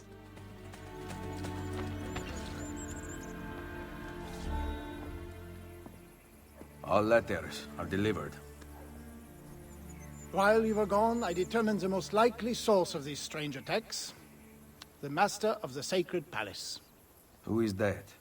A Dominican, appointed by the Pope, who ensures that Roman religious philosophy remains pure. He never liked my studies to begin with. Now that I have crossed the Templars, he has clearly retaliated. Where can I find him? Cardinals typically congregate nearby. Follow one of them. The Master likes to greet each one. Perhaps you will hear more conclusive evidence.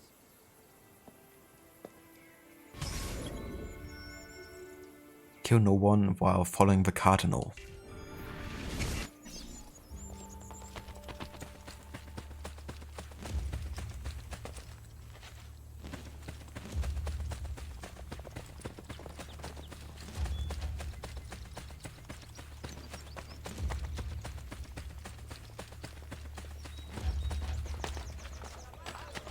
Santa Lucia.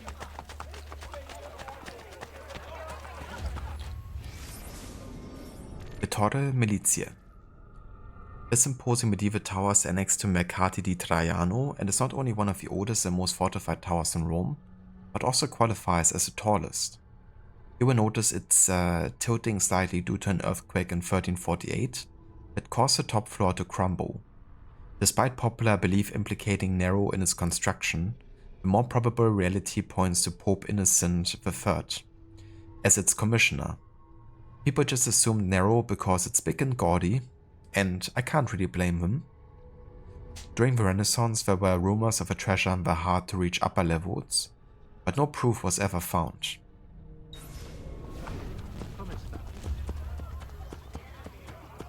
So, be right back.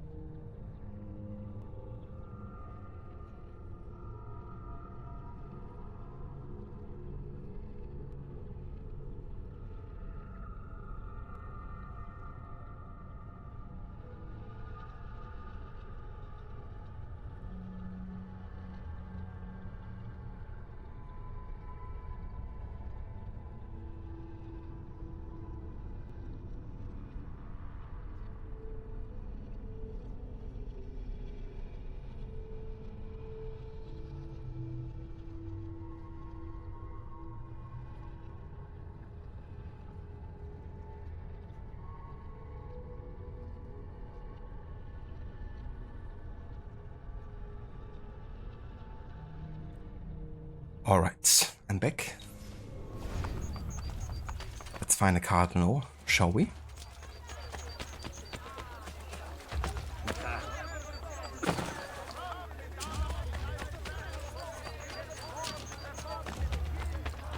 Fingere di no. Thank you, Amita.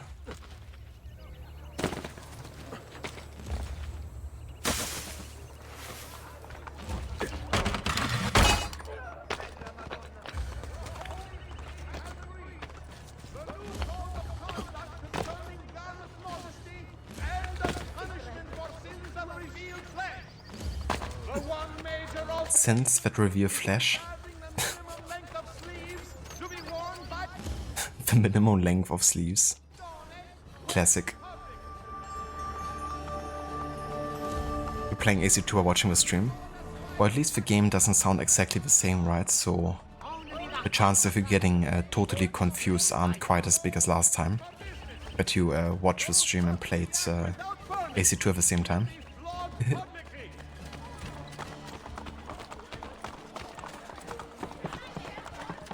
But it's still similar enough, I guess. So how far are you with your playthrough of AC2?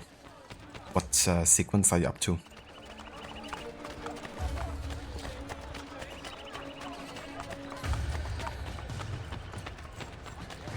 enough and suck all the Borgia bugs down to it.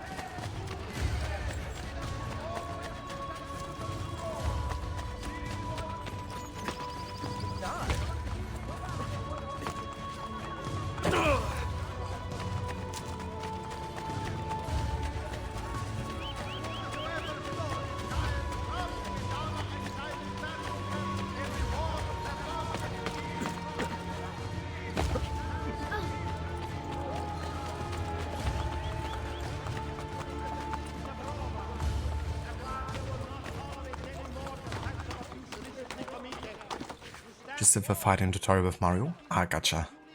It's still a bit earlier then.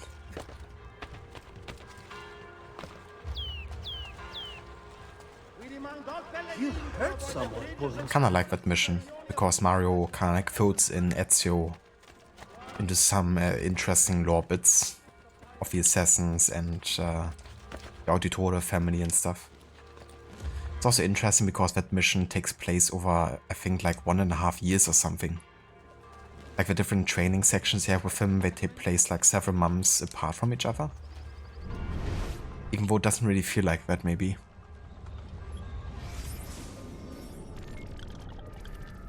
But there was quite a bit of time passing. The Ponte Sant'Angelo. This bridge was built across the Tevere from the city center to Hadrian's freshly completed mausoleum, which later became the Caso San Angelo. In 1450, its balustrades buckled due to a surging mob of pilgrims making their way to the Basilica San Pietro, leading to a mass drowning. Jesus. Later in the 16th century, the structure was used to display the bodies of executed men to the public. Is it just me, or was this bridge not particularly sheery? It's just you, Sean.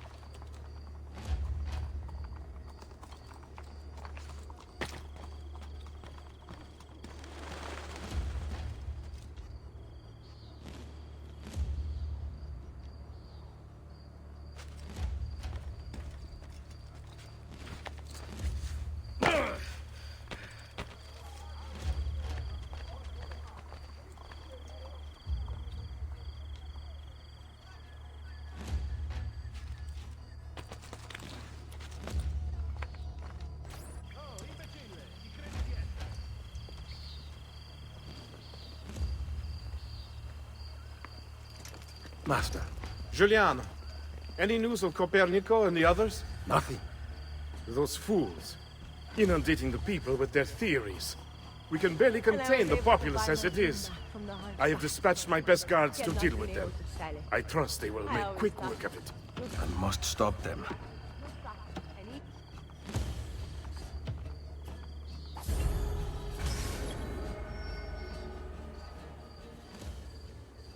Kill all the executioners in under 5 minutes.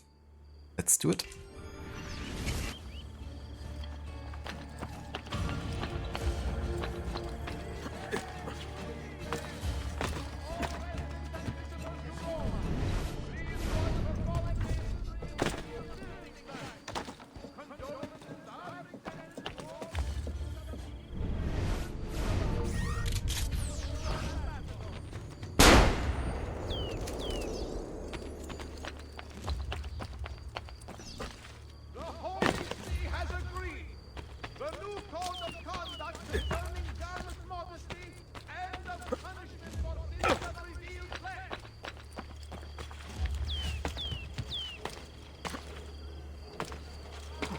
Is there a special place for the Vici? Not like a Rigo. Oh, what the curious display.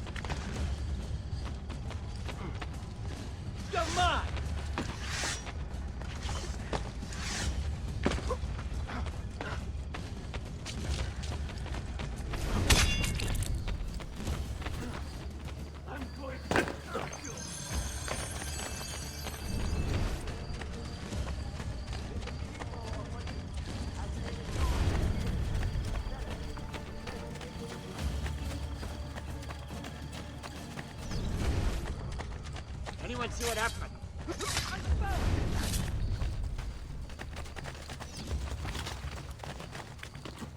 Which way did he go?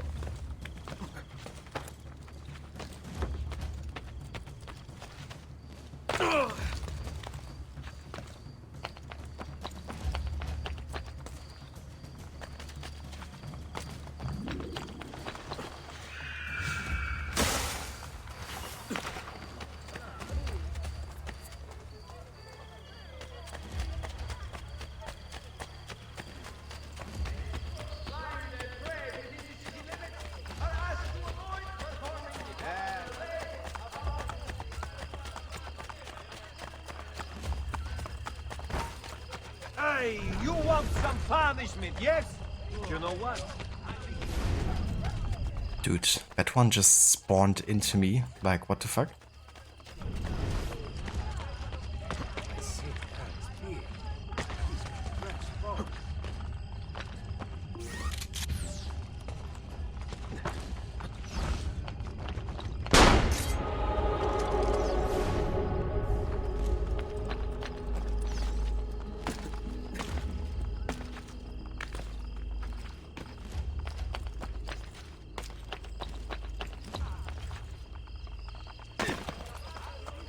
Report all crime to the guard.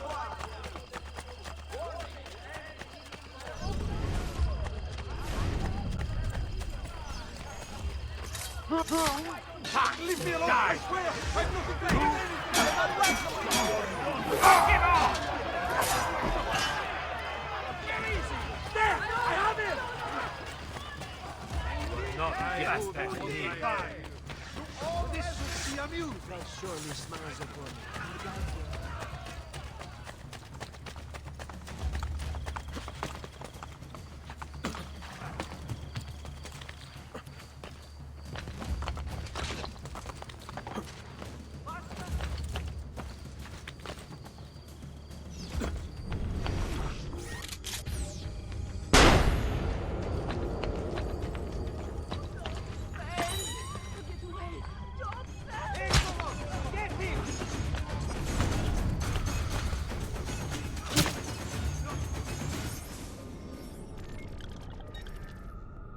Okay, let me just take the final mission here. Don't know like what direction to go to.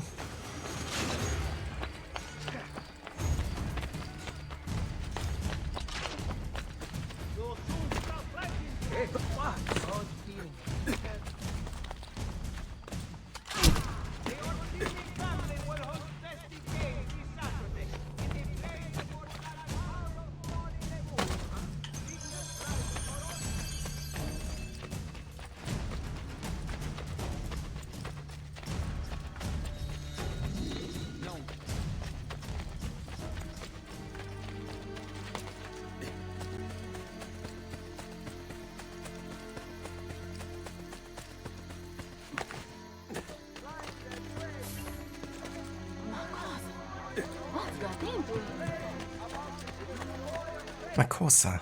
Shoot. Shoot the flying demon.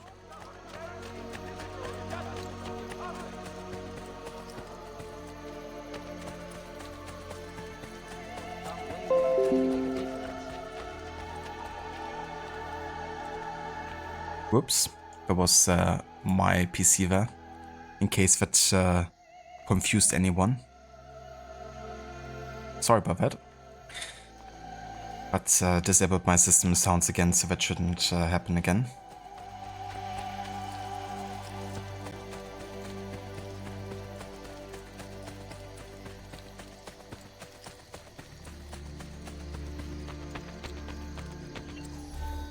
You are right. The Master intends to kill you. I will not let his bullying stop my research. Tonight there is an eclipse. I intend to chronicle it. But the Master hunts for you. Better to die enlightened than to live in ignorance. His end will come much sooner than yours.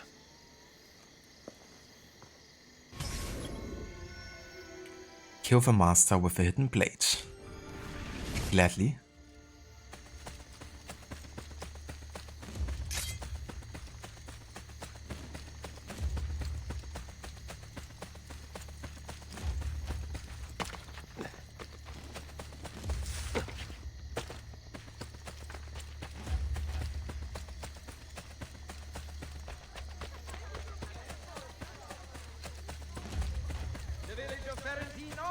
Having temporarily lost its ability to receive guests for cures in its magnificent hot springs.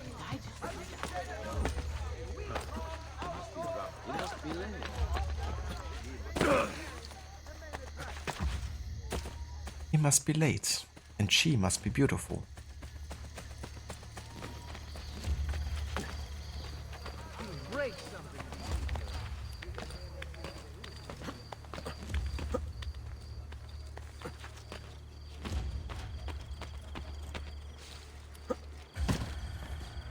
Well, that's certainly not a common sight.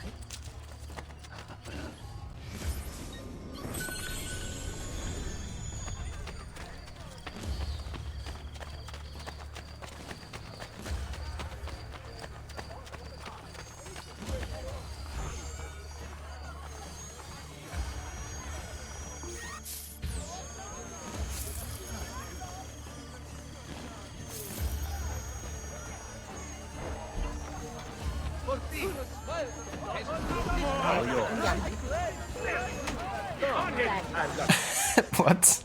What the fuck? The courtesan killed? Silencing the truth will not stop its spread. What the fuck? People are lazy. They will believe what we tell Guess you just failed the optional objective. I have sent my best man to find Copernicus. You are already too late. Requiescat in pace. I never saw the courtesan just kill a target for me like that. What the fuck? I tried to like use him to lure him away. But yeah, I gotta restart the memory. Gotta kill him with a hidden blade. But that was so freaking funny.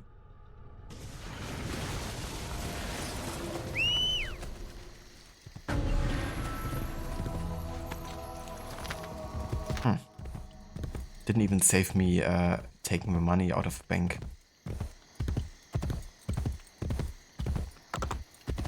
Well then.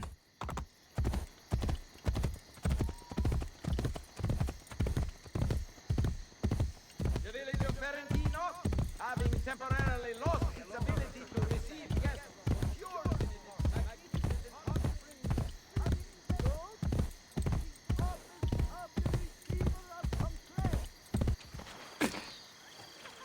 Most impressive. Am I dreaming this?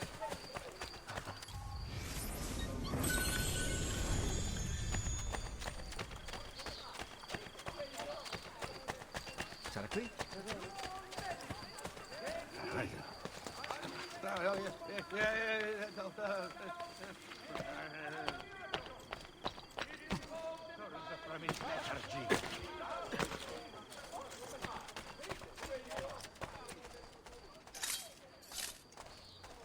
Oh, diavolo, ho perso mia moglie.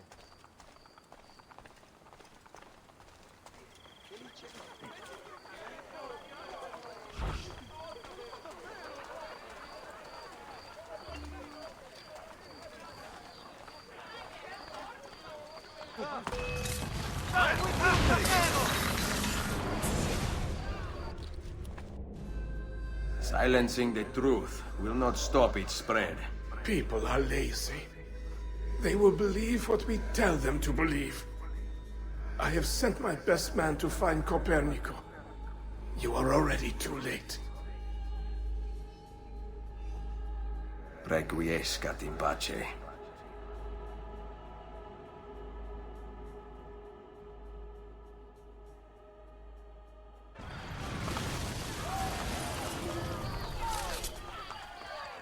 Ora!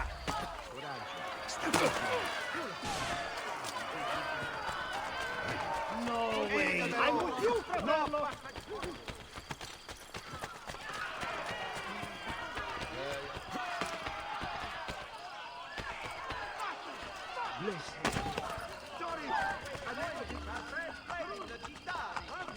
Ah! The various Leone councils. Them! I'm losing Necessary scales on site to perform the vocation. Remember, penalties for tampering with any official list issue.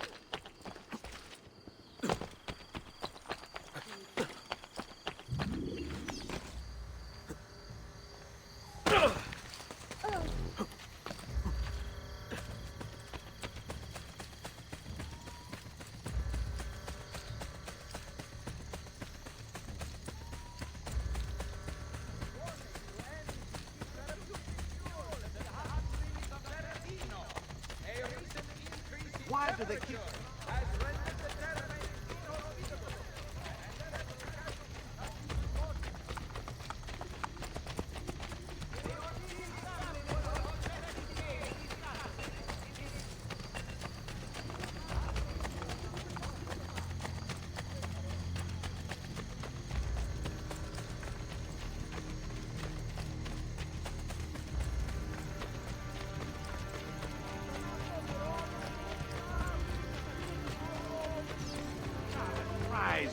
The boar's a raper, and we'll need her.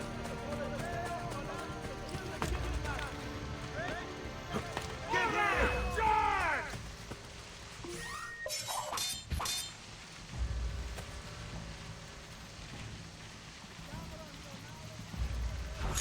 I see him!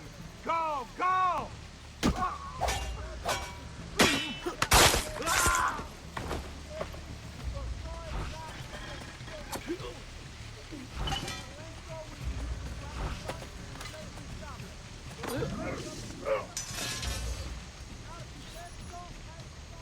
Is the world not marvelous? Some of it. You should not be so emotional. You will find it all makes more sense that way. Perhaps. Cesare thinks himself the center of it all. But he circles the periphery with the rest of us. Did you know that the sun is most likely the midpoint of the universe, not the Earth? I see the movements of the moon and stars, and yet I can only observe. So much is unknown to me. This age of reason is but the beginning of an end I will never see. Someday we will be able to influence this world, to exploit the power of human will to harness light and perhaps even travel into the heavens. But I am getting ahead of myself. First, we must see the sun spinning at the center. I believe what you say is possible. You should not accept my word. Not until I have proof. Soon. Buonanotte, Ezio. And thank you.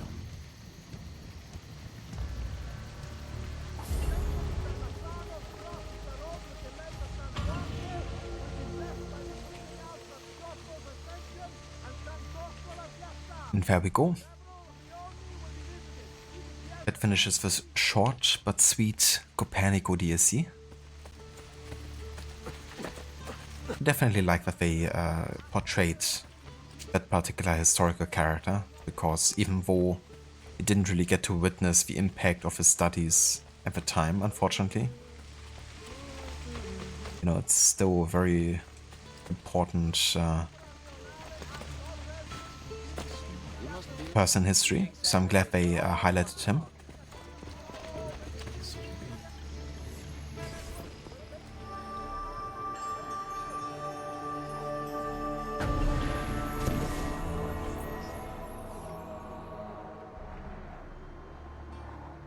Thank you. Hope to see you again soon. So there's only 3 more missions really as part of this year before we reach 1501. And one of them is a guild contract for the Brotherhood, but that unfortunately doesn't work out historically, you know, because we have to get to a certain stage in the main story, which is definitely beyond 1501, that we actually even unlock the ability to do guild contracts. So that's something we just have to skip over, really. Not really possible to do at this stage. But yeah, the 2 other missions that we still have to do as part of this year are 2 of the Romulus Lairs, actually. And I would like to do at least one of them before we head out for today.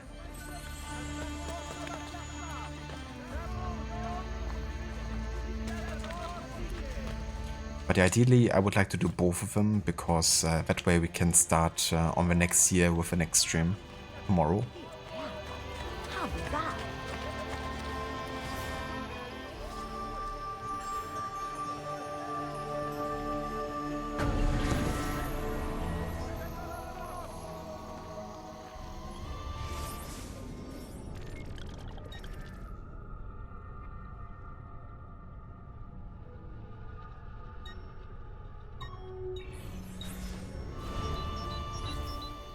Il campione approaches, so let us...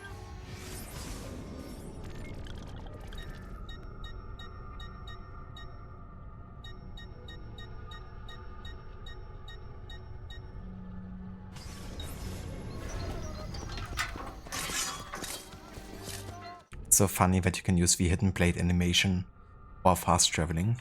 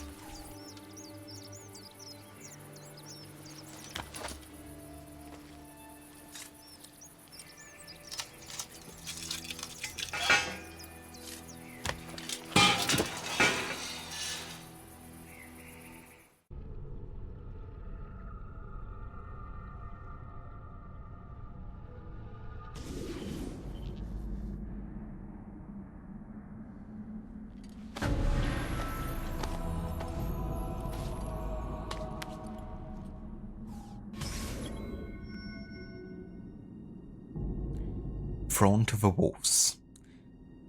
Do not lose more than 3 blocks of health.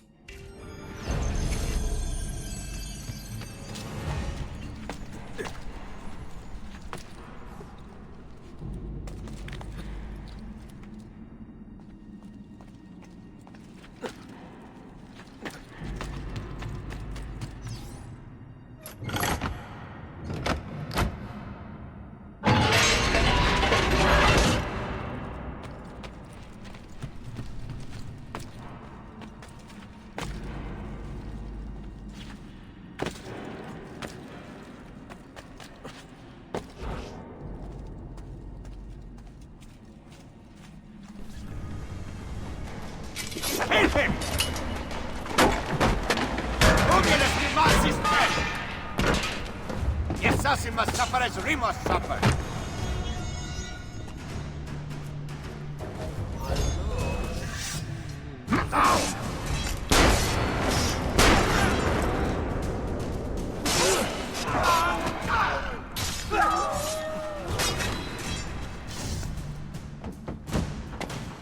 Your death is written, assassin!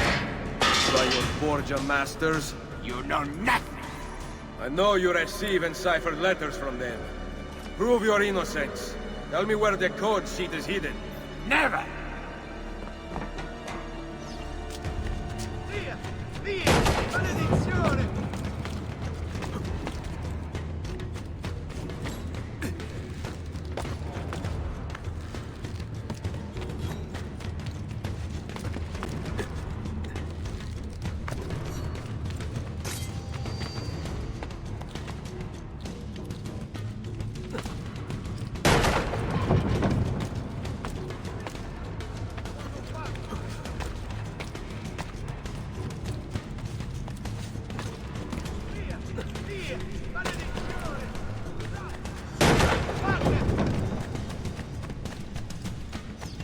Merda.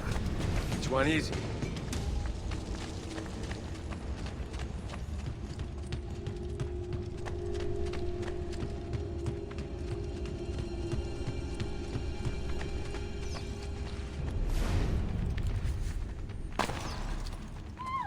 I say.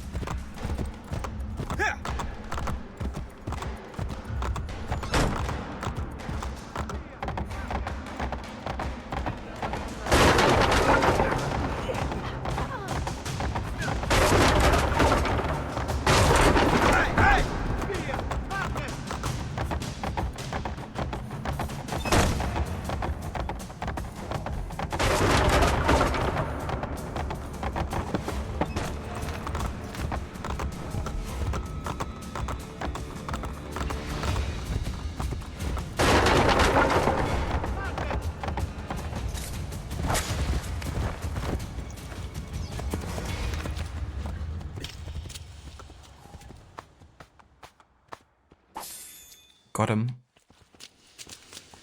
And he only had 10 florins on him? That's disappointing.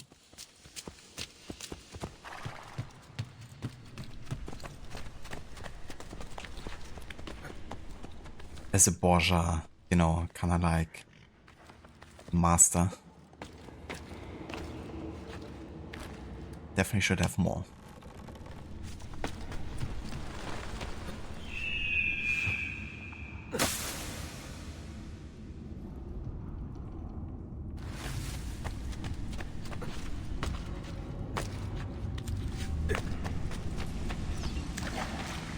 Ah, hell yeah. There's a Shrine to Romulus, but it's also Juno's temple. That's where you go in modern day at the very end. Really. Only we're going the other way here. It's also the place that Ezio chooses to hide the Apple of Eden. By the end of the game.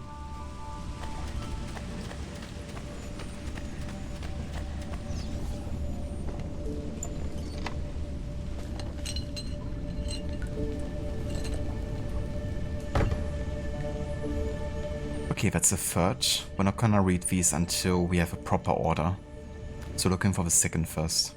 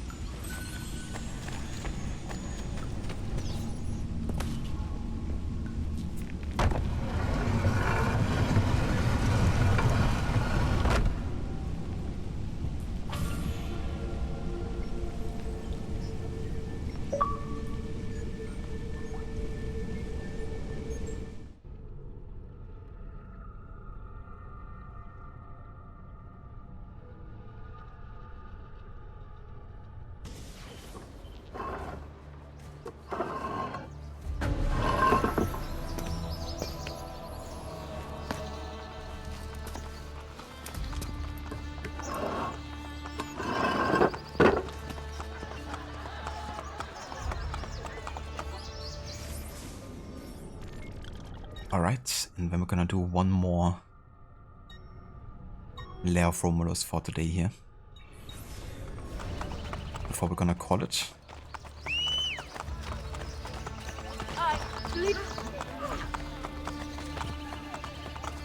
You must help me. I am doomed, Lord.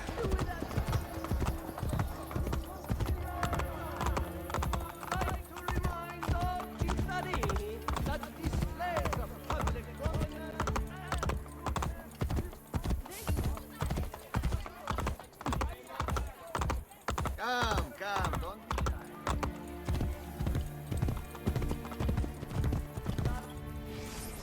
The Arco di Constantino. It is widely accepted that Emperor Constantine I had an insatiable thirst for gloating, so when he defeated Emperor Maxentius and took the throne in 312, no one was surprised when he built this ark to commemorate his victory. Most of the artwork on the ark was plundered from the existing monuments and modified to alter its meaning. Some historians contend that the artisans of the 4th century simply didn't have the talent to create such ornate pieces, and only completed the ark by recycling old masters' work from ruins around the city. A preposterous claim, as the Romans never copied anything. See what I did there? Sarcasm. Sarcasm, Sean. You? Never. My favorite Brit wouldn't resort to sarcasm.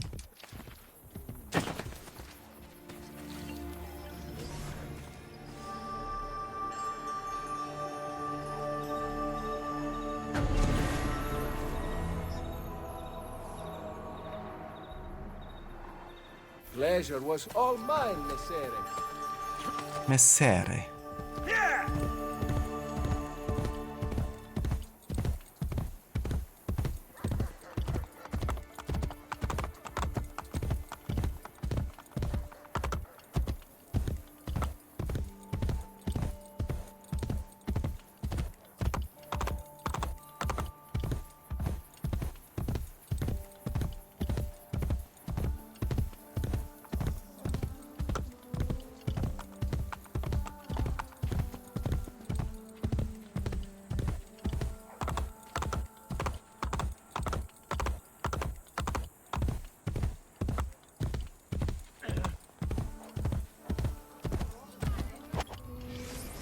Porta Asinaria was built as part of the original Mura Aureliane. Okay. Its unique tower blocks and guard rooms cause it to stand out from the rest. In 536, General Belisarius led his troops through the gate to retake Rome from the Ostrogoths. Its glory was, however, short-lived when 10 years later traitors opened this gate to let Totila and the Goths back in to raid the city for a second time. Belisarius should have remembered to double-lock it. Here!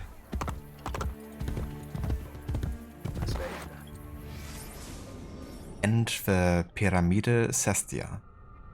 This giant tomb was built between 18 and 12 BCE for Caius Cestius, who was both a magistrate and a member of the Roman religious corporation known as Septemviri Ippolonum, which was in charge of creating religious feasts for the gods and distributing achievement swag during parties.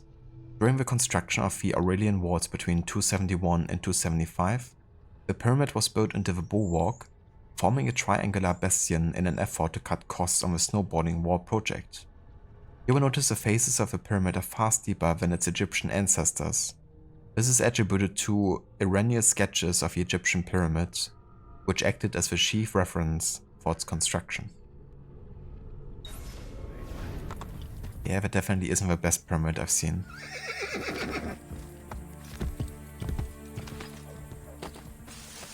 In terms of like architectural perfection.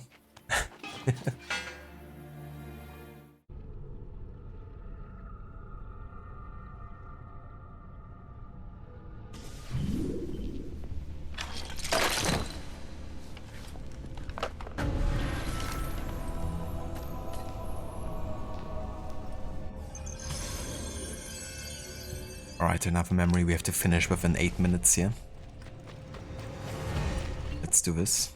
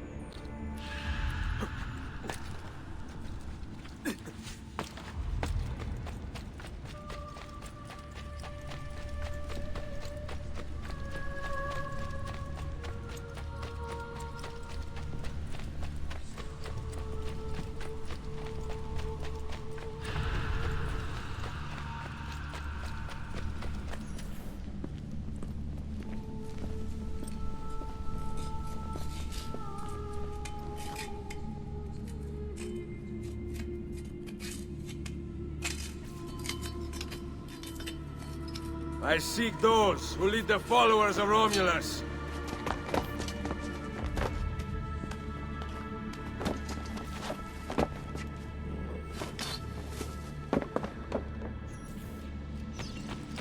Bene. Now I have a way back up in case I fall. Bene. Now I have a way back up in case I fall. Bene. Now I have a way back up in case I fall.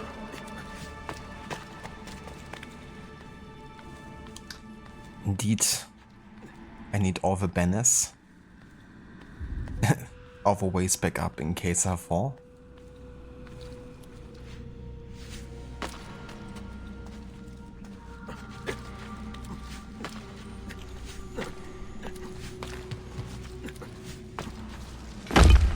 Bene.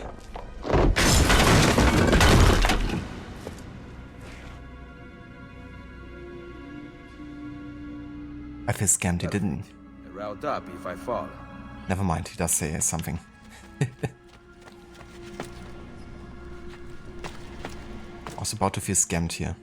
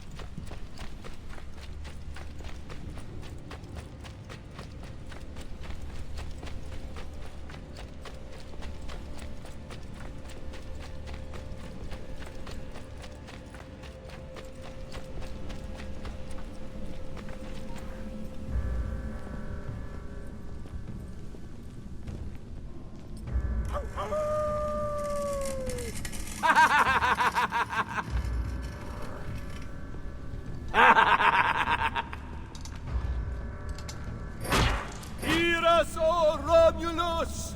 What must we do to this trespasser? Do not listen!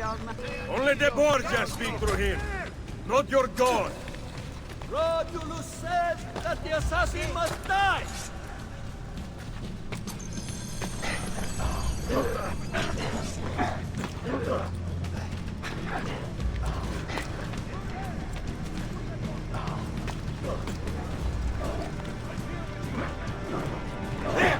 There!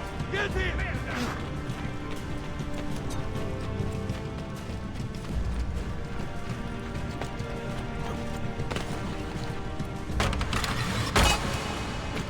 He cannot follow! Come! One of the other tunnels will lead us to him.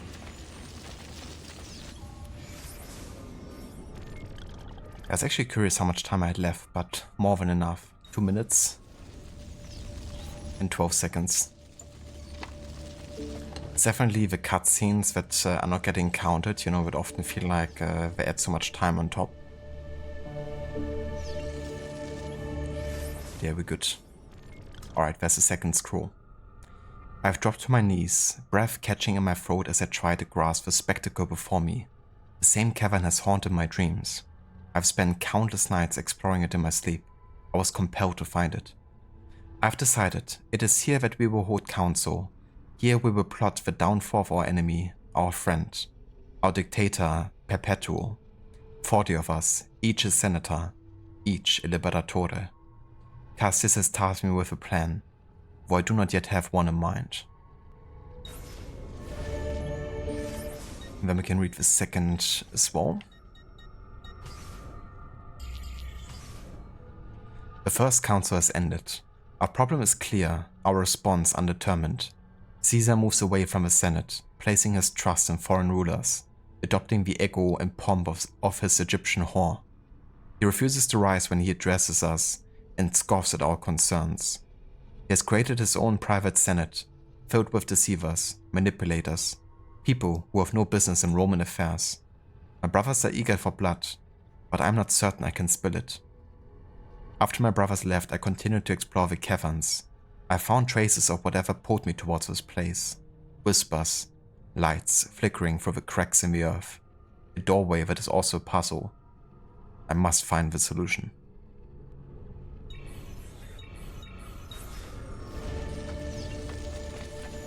Another 2 letters here from Brutus.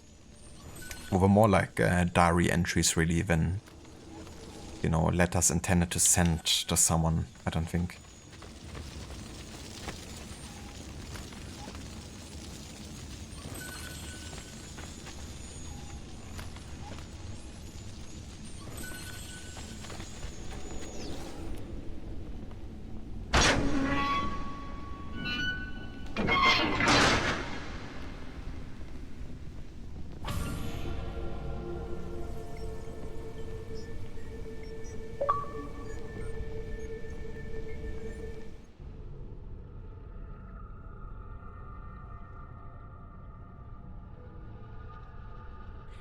Alright, and with this mission finished, we've also now officially finished the year 1500, because it was the last mission for this year.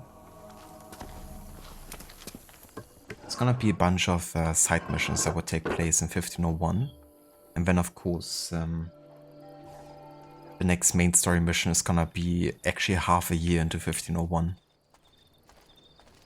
So that's why it makes sense to have so much side stuff in between the making friends, main quest, and then actually having everyone gathered. Because there's quite a bit of a time gap in between. Pretty much an entire year actually before you're gathering with your allies. But yeah, this is gonna be everything I will be doing for today though, because yeah, I gotta work quite soon here, so I gotta wrap it up for today. But made some good progress. I mean, not percentage wise, but definitely with the amount of content done for a short session here. So glad with what we've gotten done for today. And then tomorrow we're gonna start with the year 1501, and then we're also gonna finish sequence 3, but make a start on sequence 4. But yeah, for today this is gonna be it. So thank you everyone so much for joining and being here today for another stream of AC Brotherhood as part of our historical order run. Gonna go ahead and find ourselves someone to raid. Let's have a look.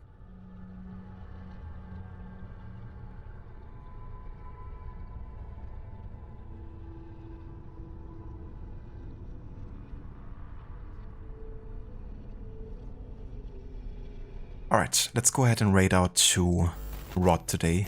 To Maxi, sorry. Rod was like the last one I had to look at. But yeah, we're actually gonna raid Maxi. He's gonna still be playing some AC Shadows. For probably like another hour or so.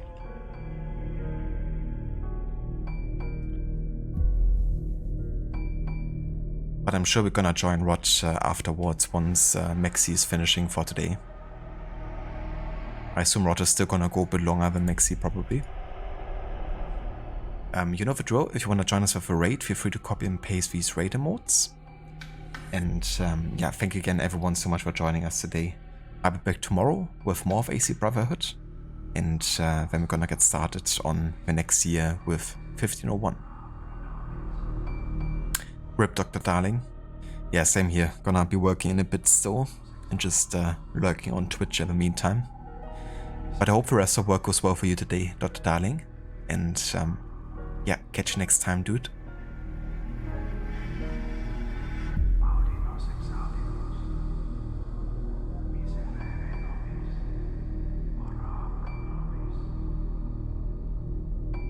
They move not, they stir not, be it done for them as for Osiris. I am Osiris. Hail to you, Osiris. Your limbs are lasting, you do not know corruption.